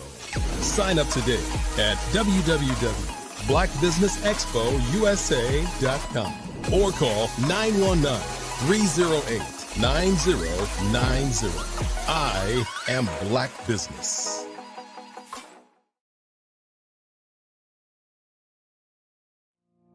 Did you know that approximately 333.34 million businesses exist today, according to a report from 2021? And you may be one of those businesses, or maybe you're not in the business market yet, but you're aspiring to be a business owner. Well, guess what? You're in the right place at the right time. Because let's face it, everything is about timing and opportunity.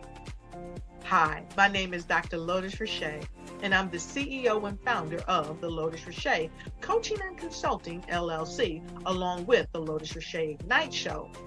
15 minutes of success with Dr. Lotus Richey, as well as books to boom your business and bring who you are. And today, I want to bring this amazing message to you about the Black Business Network and the Black Business Olympics. See, the Black Business Network and the Black Business Olympics is designed to help people just like you, that's right, that look like me, to take their business to the next level. Not just in your front yard or your backyard, but globally. The Black Business Network and Black Business Olympics is designed not to just help you survive, but to help you thrive. So join us today as we come together with businesses all around the world to support our students, our children, our young teens, our young entrepreneurs. What we do is we come together to help raise funds for students who are aspiring to be business entrepreneurs, who are aspiring and who are thriving in college. We endow them with a wonderful opportunity to gain scholarship of either a laptop or several thousands of dollars. And we invite you to help be a contributor to this amazing opportunity to help someone that looks just like you. So join us today at our website and let us connect with you and help you ignite and take flight in every area of your life on the Black Business Network and the Black Business Olympics. I'll see you on the other side.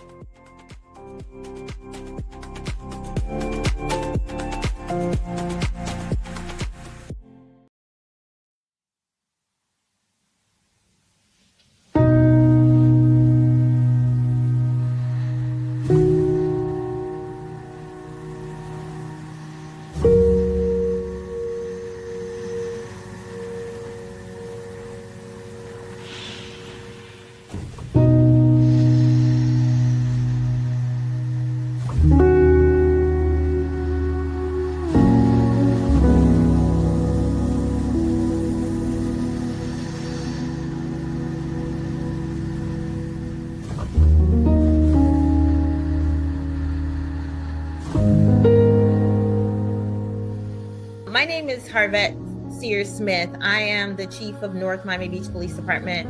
I've been in law enforcement now for over 30 years. And I understand the importance of the community, what our kids need. I've seen firsthand how bullying can impact the family.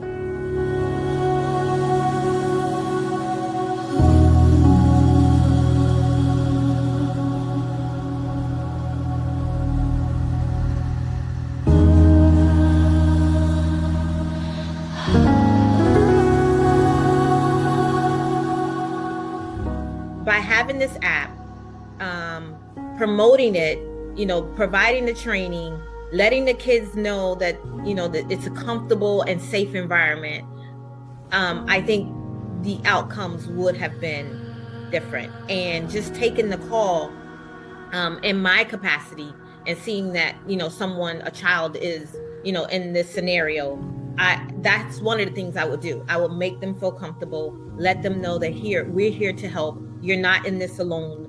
There is an out.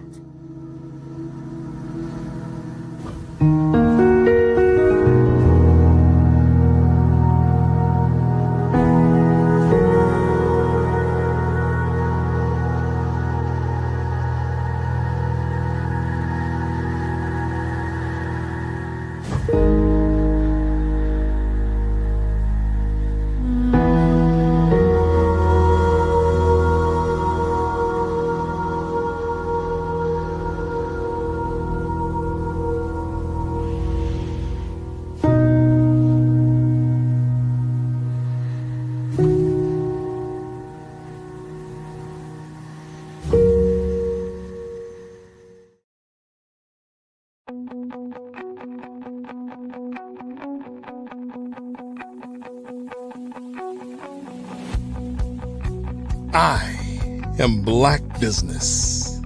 From the moment I wake until the time I sleep. Yes, I am Black Business. I am Black Business. Tell me, are you Black Business? I am Black Business. Do you support Black businesses? Listen, I support Black business because I am Black Business. Black Business Expo, one of the largest business showcases in the history of Black business in the world. The world! Sign up today at www.blackbusinessexpousa.com or call 919-308-9090. I am Black Business.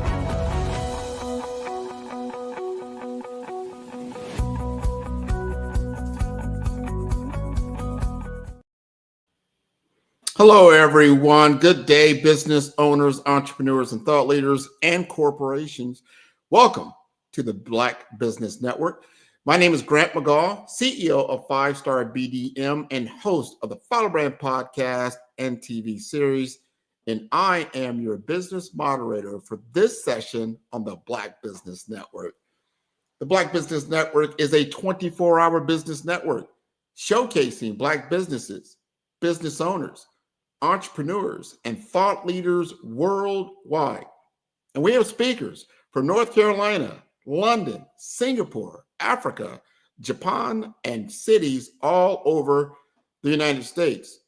The Black Business Network is a global community sharing business knowledge to empower, inspire, and educate businesses about business. And it is my honor to introduce Harvette Sears Smith.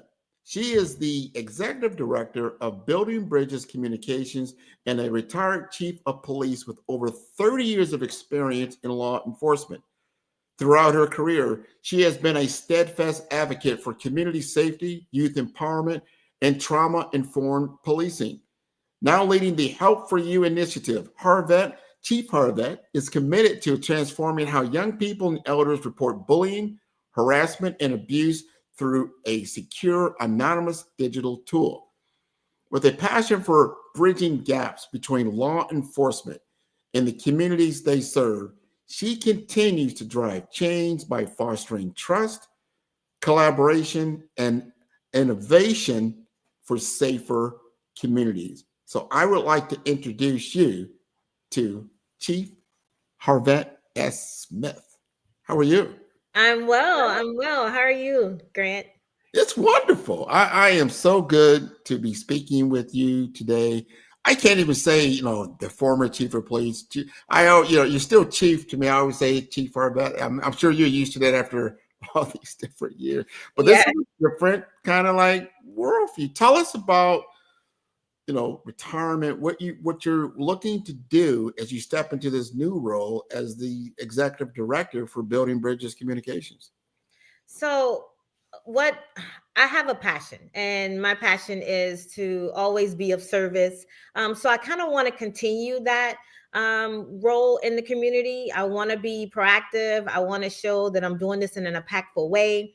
So by me becoming the executive director of Building Bridges Communication, that shows how I'm able to continue to do those things and help make our community safer.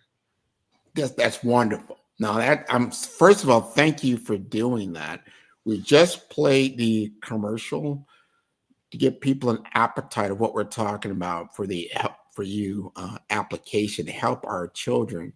You've had a story. You've seen these things like firsthand, first up. What this is all about. But can you articulate to us the vision that you have for Building Bridges and the Help for You initiative? So because, as you say, I've witnessed this firsthand, and I know how crucial early intervention, community support, trust building, and preventing these type of incidents. I wanted to continue to make it where it's a safe environment for our most vulnerable people in our community, and that is our youth and our elders. So this resource is going to prove very helpful in doing just that, to keep our community safe and to also give them just like a sense of security, and to knowing that this is something that's going to help them, and it is all confidential. It's not where it will seem so intimidating. Now, this is important. First, give us a little background on the history of the app development, some of the founders who were involved, what the app is about, and what you feel we're going to be able to do to go forward to make a difference.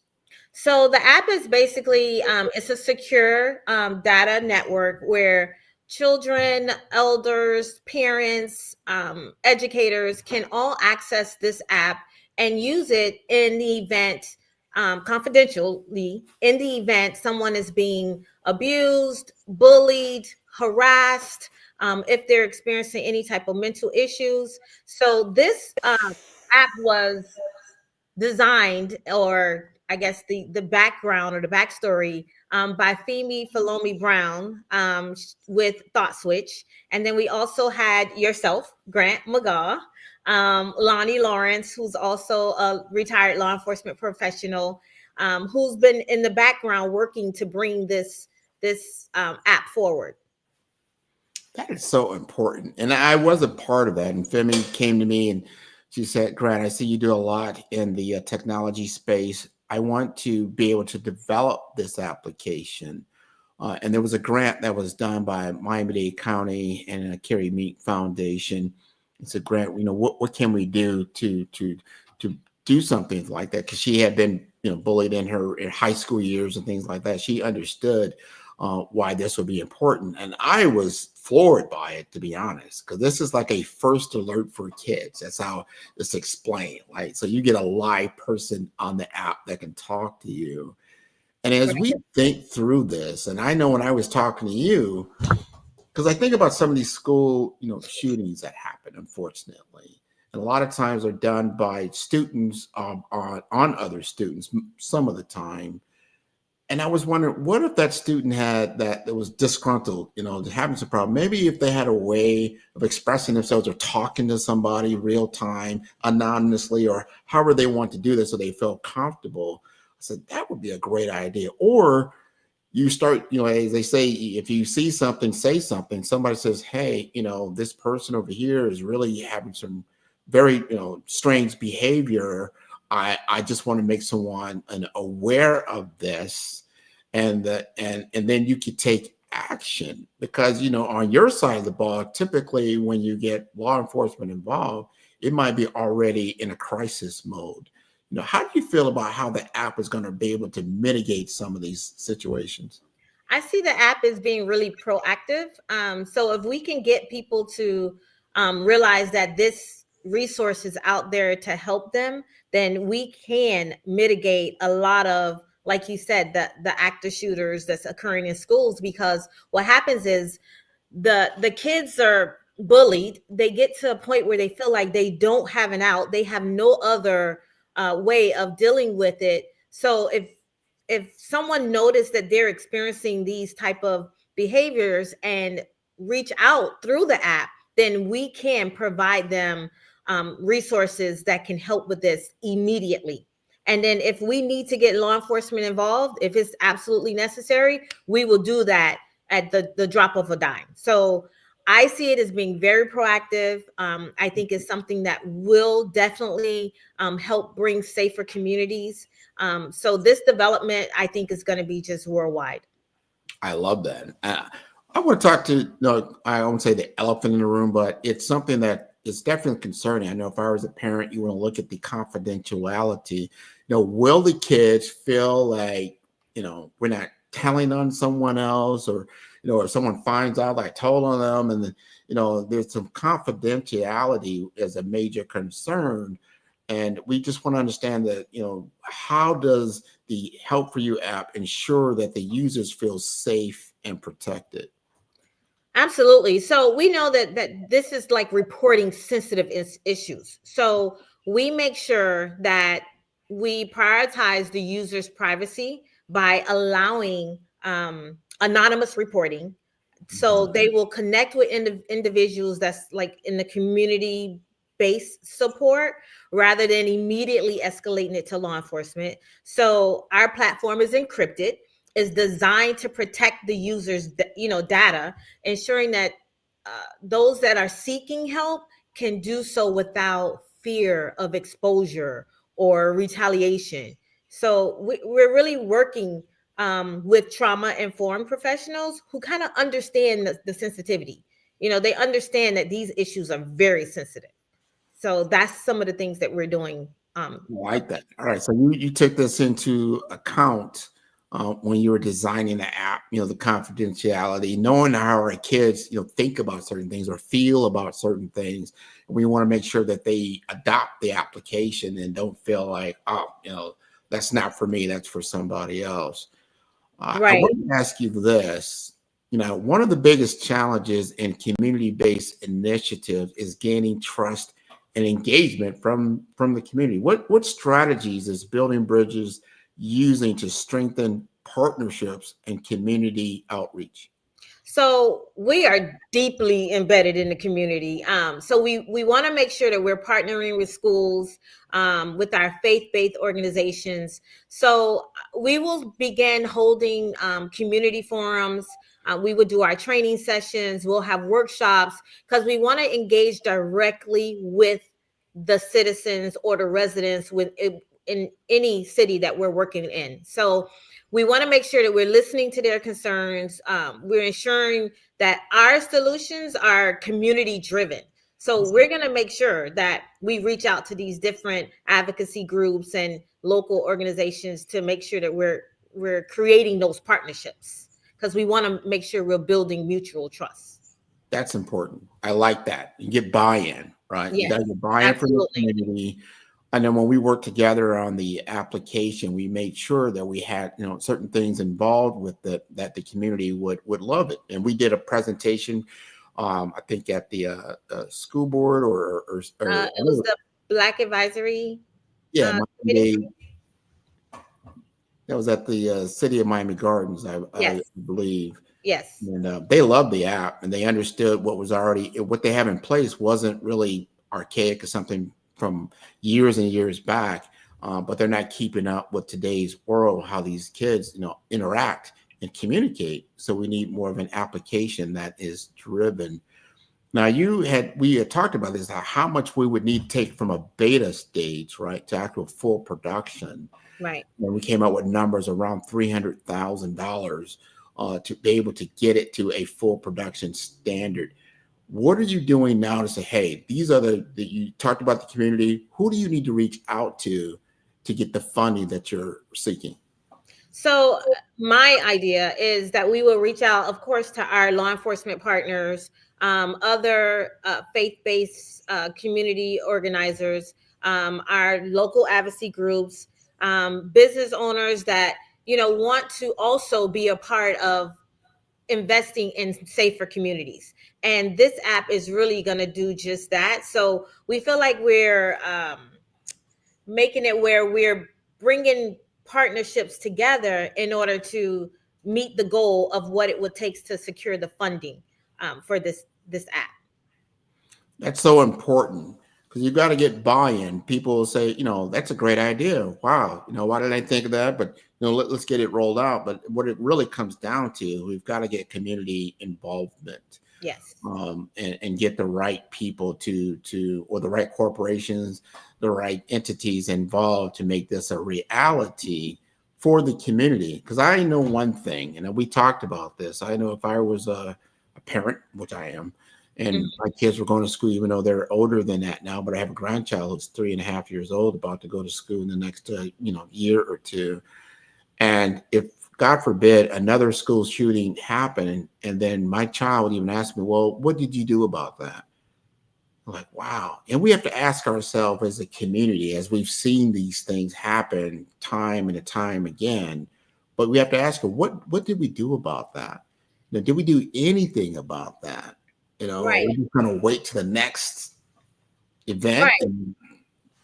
And we can't wait around till the next event happens. So I think also too, what's important is that we need to kind of reach out to the parents and say, hey, this is something you could be a part of because your kids are in school. It's where you're thinking about that every day. Is my kid safe at school?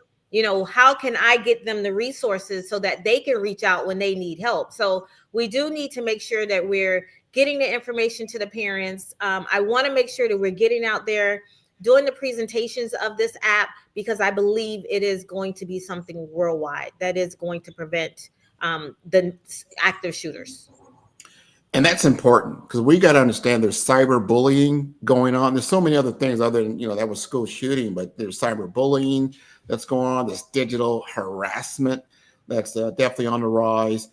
How does the Help For You app address the growing safety concerns around online abuse? So the helpforyou.care app is designed to provide immediate confidential support to those who may be experiencing online abuse. So we want to make sure that the users can report cyberbullying incidents and then receive assistance on how, to actually get help or to get the resources they may need. So we want to educate the parents. We want to reach out to our educators, our teachers, our counselors, and then also our young adults to make sure that they can realize that they are being harassed through the digital world, and then also how to approach it. So that's what we want to make sure that we're doing. I got a question I want to ask because this is important. You've been in law enforcement for a number of years.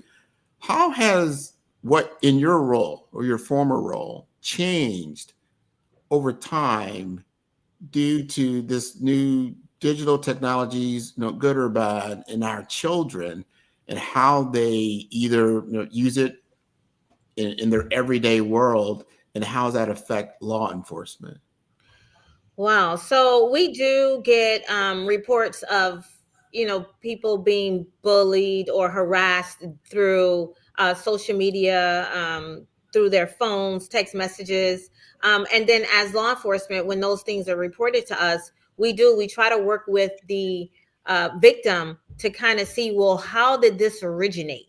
So it has changed over time because, these are the type of calls that we didn't receive 10, 12 years ago. So we've had to kind of pivot in the way that we have interacted with victims who are reporting these type of crimes. So knowing that everyone has a cell phone in their hand right away, this is a way that we can provide them resources and they may be experiencing some type of mental issue because of it, because a lot of people feel like, oh, I'm too afraid to report this, or they're ashamed. But through this app, because it is confidential and you can be anonymous, this is how we can immediately get your resources.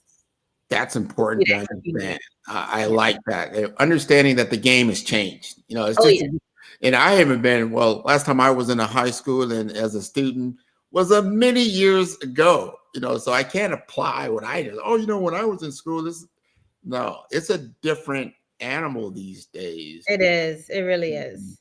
That's one thing, it always bothered me. I have to be very honest with it. It just bothers me today, meaning this. When I went to school, I never worried about someone coming into the school and shooting everybody. I find that to be disturbing. That's just was never a thought. You might have had some skirmishes. Oh, somebody's going to fight after school and stuff like that. It was, if anything was happening in the community, it was usually outside of the school. Maybe it was even a known thing, like school is kind of like off limits, for people wanting to do bad things. Everybody like, oh, we'll do it over here. We're not going to do it there. Right. The attitude seems to have just changed, and they want to come after the vulnerable, right?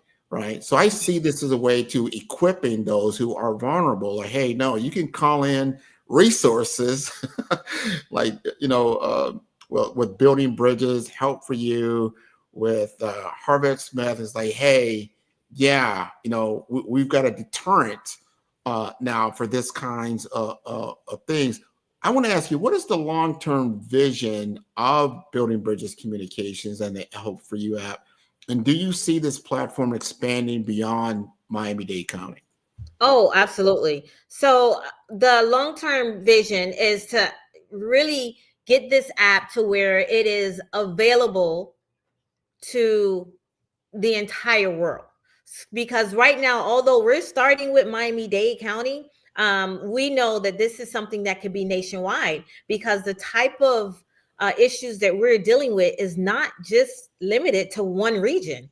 So my vision is for us to expand and make this available across the country. And we need to. I know when we did our market research study on the app, there was only maybe 2 sort of similar apps that were out in production. It wasn't a lot. Some of that was with the Sandy Hook people. Promise. Yes. Yeah, Promise. And, so they took action. Again, I go back to that, like in our communities, people are listening. What action have we taken as a parent? Because I definitely don't want to be that person in the community like, well, what did you do? There was nothing changed. We can get a resource officer. I think that was a big thing in our community. And unfortunately, we had, a shooting in Broward County, and so, we're going to have a resource officer in every school. Right. But that's just one person. Why I say, well, that's not it. It's good, but it's nothing preventative. There's nothing before. These things usually don't happen like immediately. They're not spontaneous. Right. Out, somebody, percolated, they got to this level, and they just decided this is what they're going to do, today. Right. I know that. Go ahead. I'm sorry, but we really have to also think back that, we do have a resource officer at every school, but a lot of times kids aren't going to approach that police officer. So if they know that they have this app that's available to them, then that's another way that they can reach out and get the help that they need. And that really just starts the backstory on, well, let's see how, this generated. Let's try to get to the root of it so that we can prevent another incident, huge incident happening at another school. So we just want to promote this and let the kids know that, listen, we're here for you. There's another out. You don't have to take matters in your own hands. Absolutely. Absolutely. And I want to just unpack that the money that's needed to actually get this to scale at 300,000. What that really comes down to, I think it was less than $5 per month per student. Right. I think when you break it down to those terms, would you be willing to pay $5 per month for this application? That's what it really comes down to. And as a parent, that is something that I would do, because that would just kind of, also put in the back of my mind that, yeah, my kid does have other resources, and this is a way to make our community safer. So if we have someone out there that's basically terrorizing the school and bullying kids, all over, then this is how we're going to help. This is what we're doing. We're doing our part to help. And talk about in the app itself, because you have to have parental consent. Walk us through the process that, because the parent says, okay, I think I want to do this. Then the child, usually in today's world, everybody has a phone, as you stated. Just walk us through that process of how that happens. So basically what they can do is download the app for helpforyou.care. They sign on to, they create a profile. They must get parent consent. That is very important. Once they sign on and create that profile, then they're able to either click on an icon where they need help or someone else needs help. Once that is done, it's immediately passed on to a responder. Someone's gonna contact them and see exactly what the issue is, and based on that, then provide them the resource that they need. Maybe it is law enforcement, maybe it's a counselor, or maybe it's a psychologist because they're experiencing some type of mental issue. So that is why this app is providing immediate assistance, and it's giving you a live person. Yeah, a live person, and there is a transcript or recording of either the incident or what was transcribed or told by the student or whoever it may be. So then that could be transferred around to different departments, like you said, because you never know what resources needed, right? Right. So there is a record of every incident that comes into the helpforyou.care app, because we want to make sure that we're covering all bases. We want to make sure that in the event something is escalated, we have that documentation. So the app is going to be pretty well designed that it can be used to maybe even solve cases. So this is something that we're definitely working on. So knowing what you know about how police departments work, and if I'm talking about, here's the police department, here is the public schools, let's just say they're public schools, but they could be schools, and they have their way of doing things. Now, because you have this app, how does that help law enforcement? Are they going to be like, I'm very happy about this, or is it like, oh, it's just another layer? Or what do you think is going to be the reaction? It could really go both ways.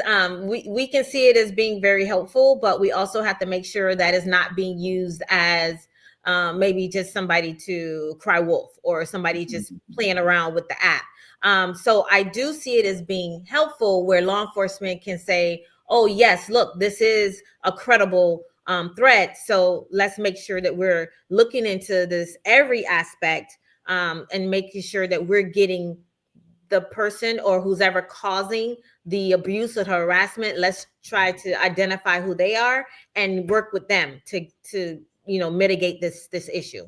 So it can prove to be very helpful. I love that.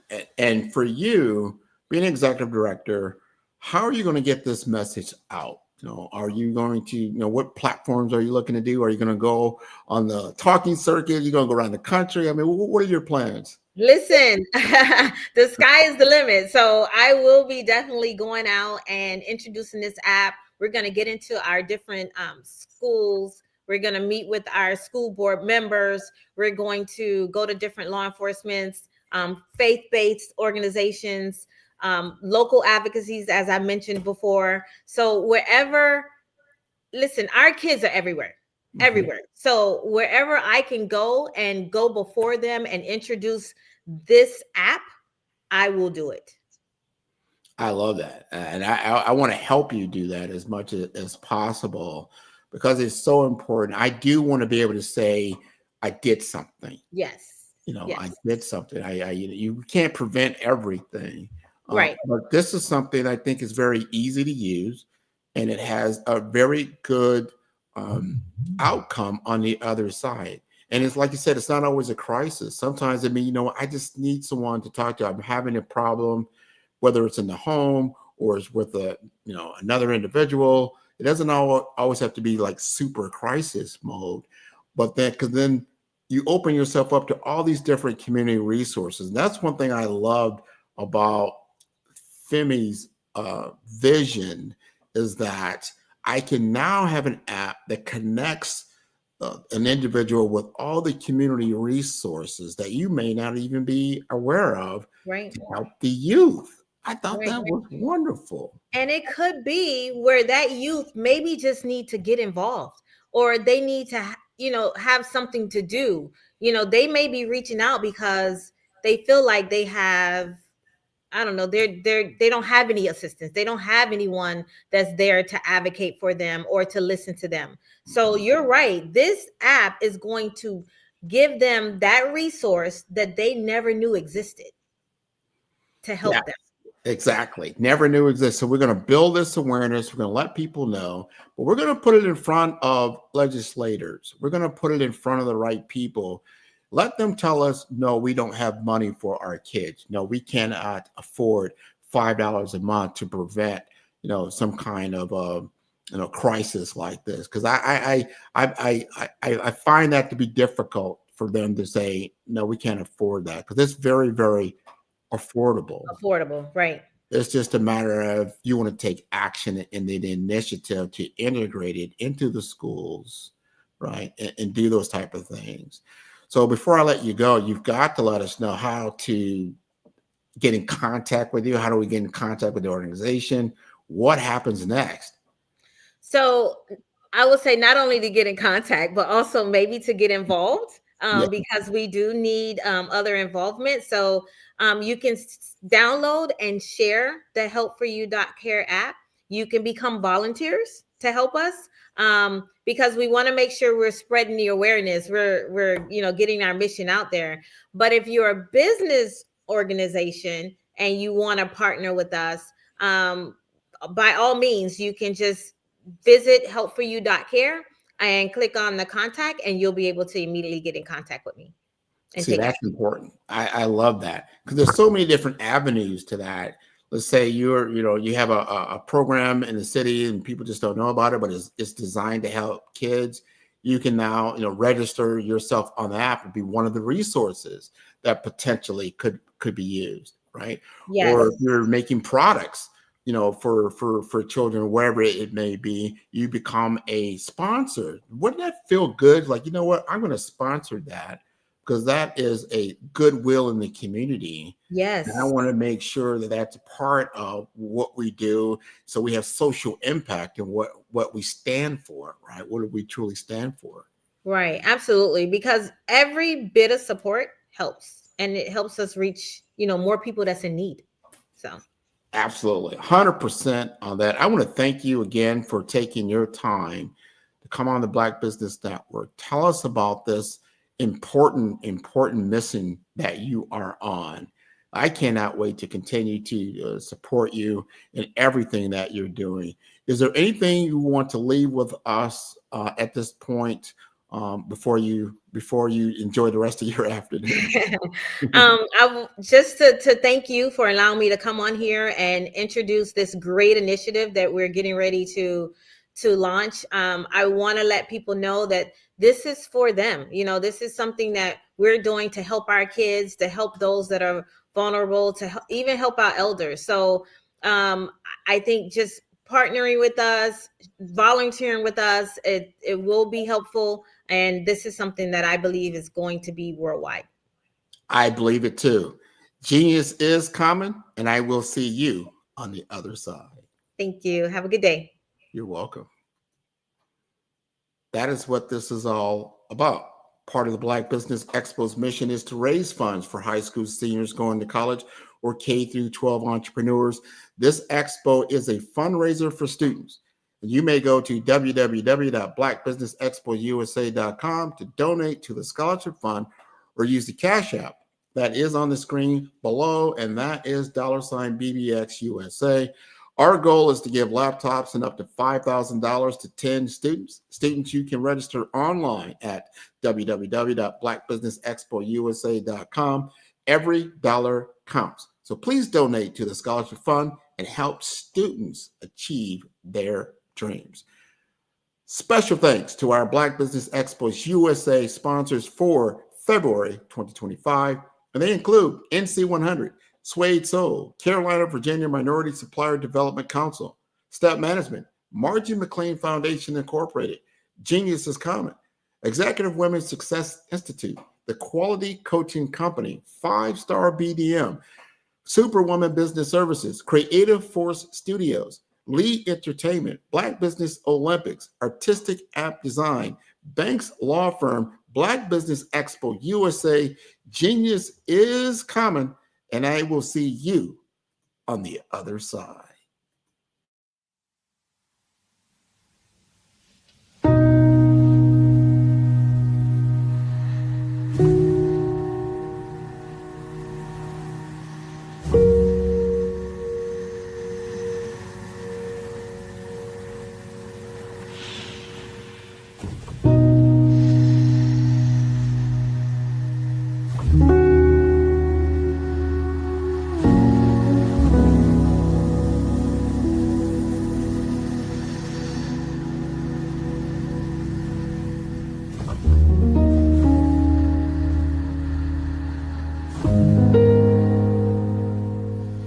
My name is Harvette Sears Smith. I am the chief of North Miami Beach Police Department. I've been in law enforcement now for over 30 years. And I understand the importance of the community, what our kids need. I've seen firsthand how bullying can impact the family.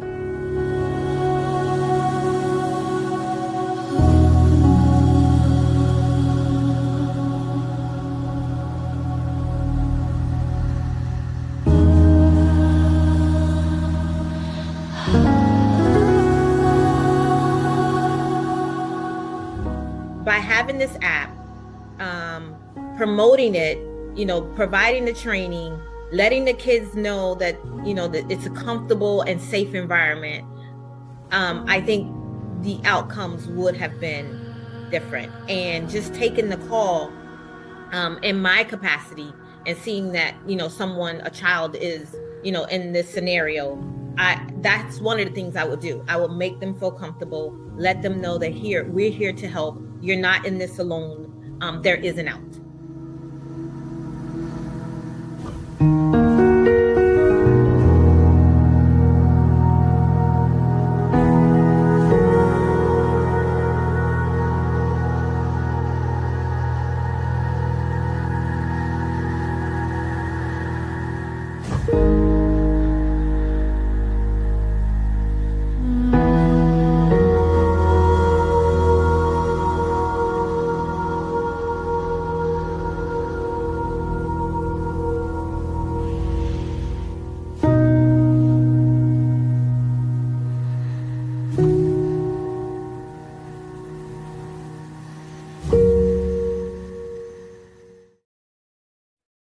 Hey everyone, it's Grant McGaw, CEO of 5-Star BDM and host of the award-winning Follow the Brand podcast and TV series, where I help you to build a 5-star brand that people will follow.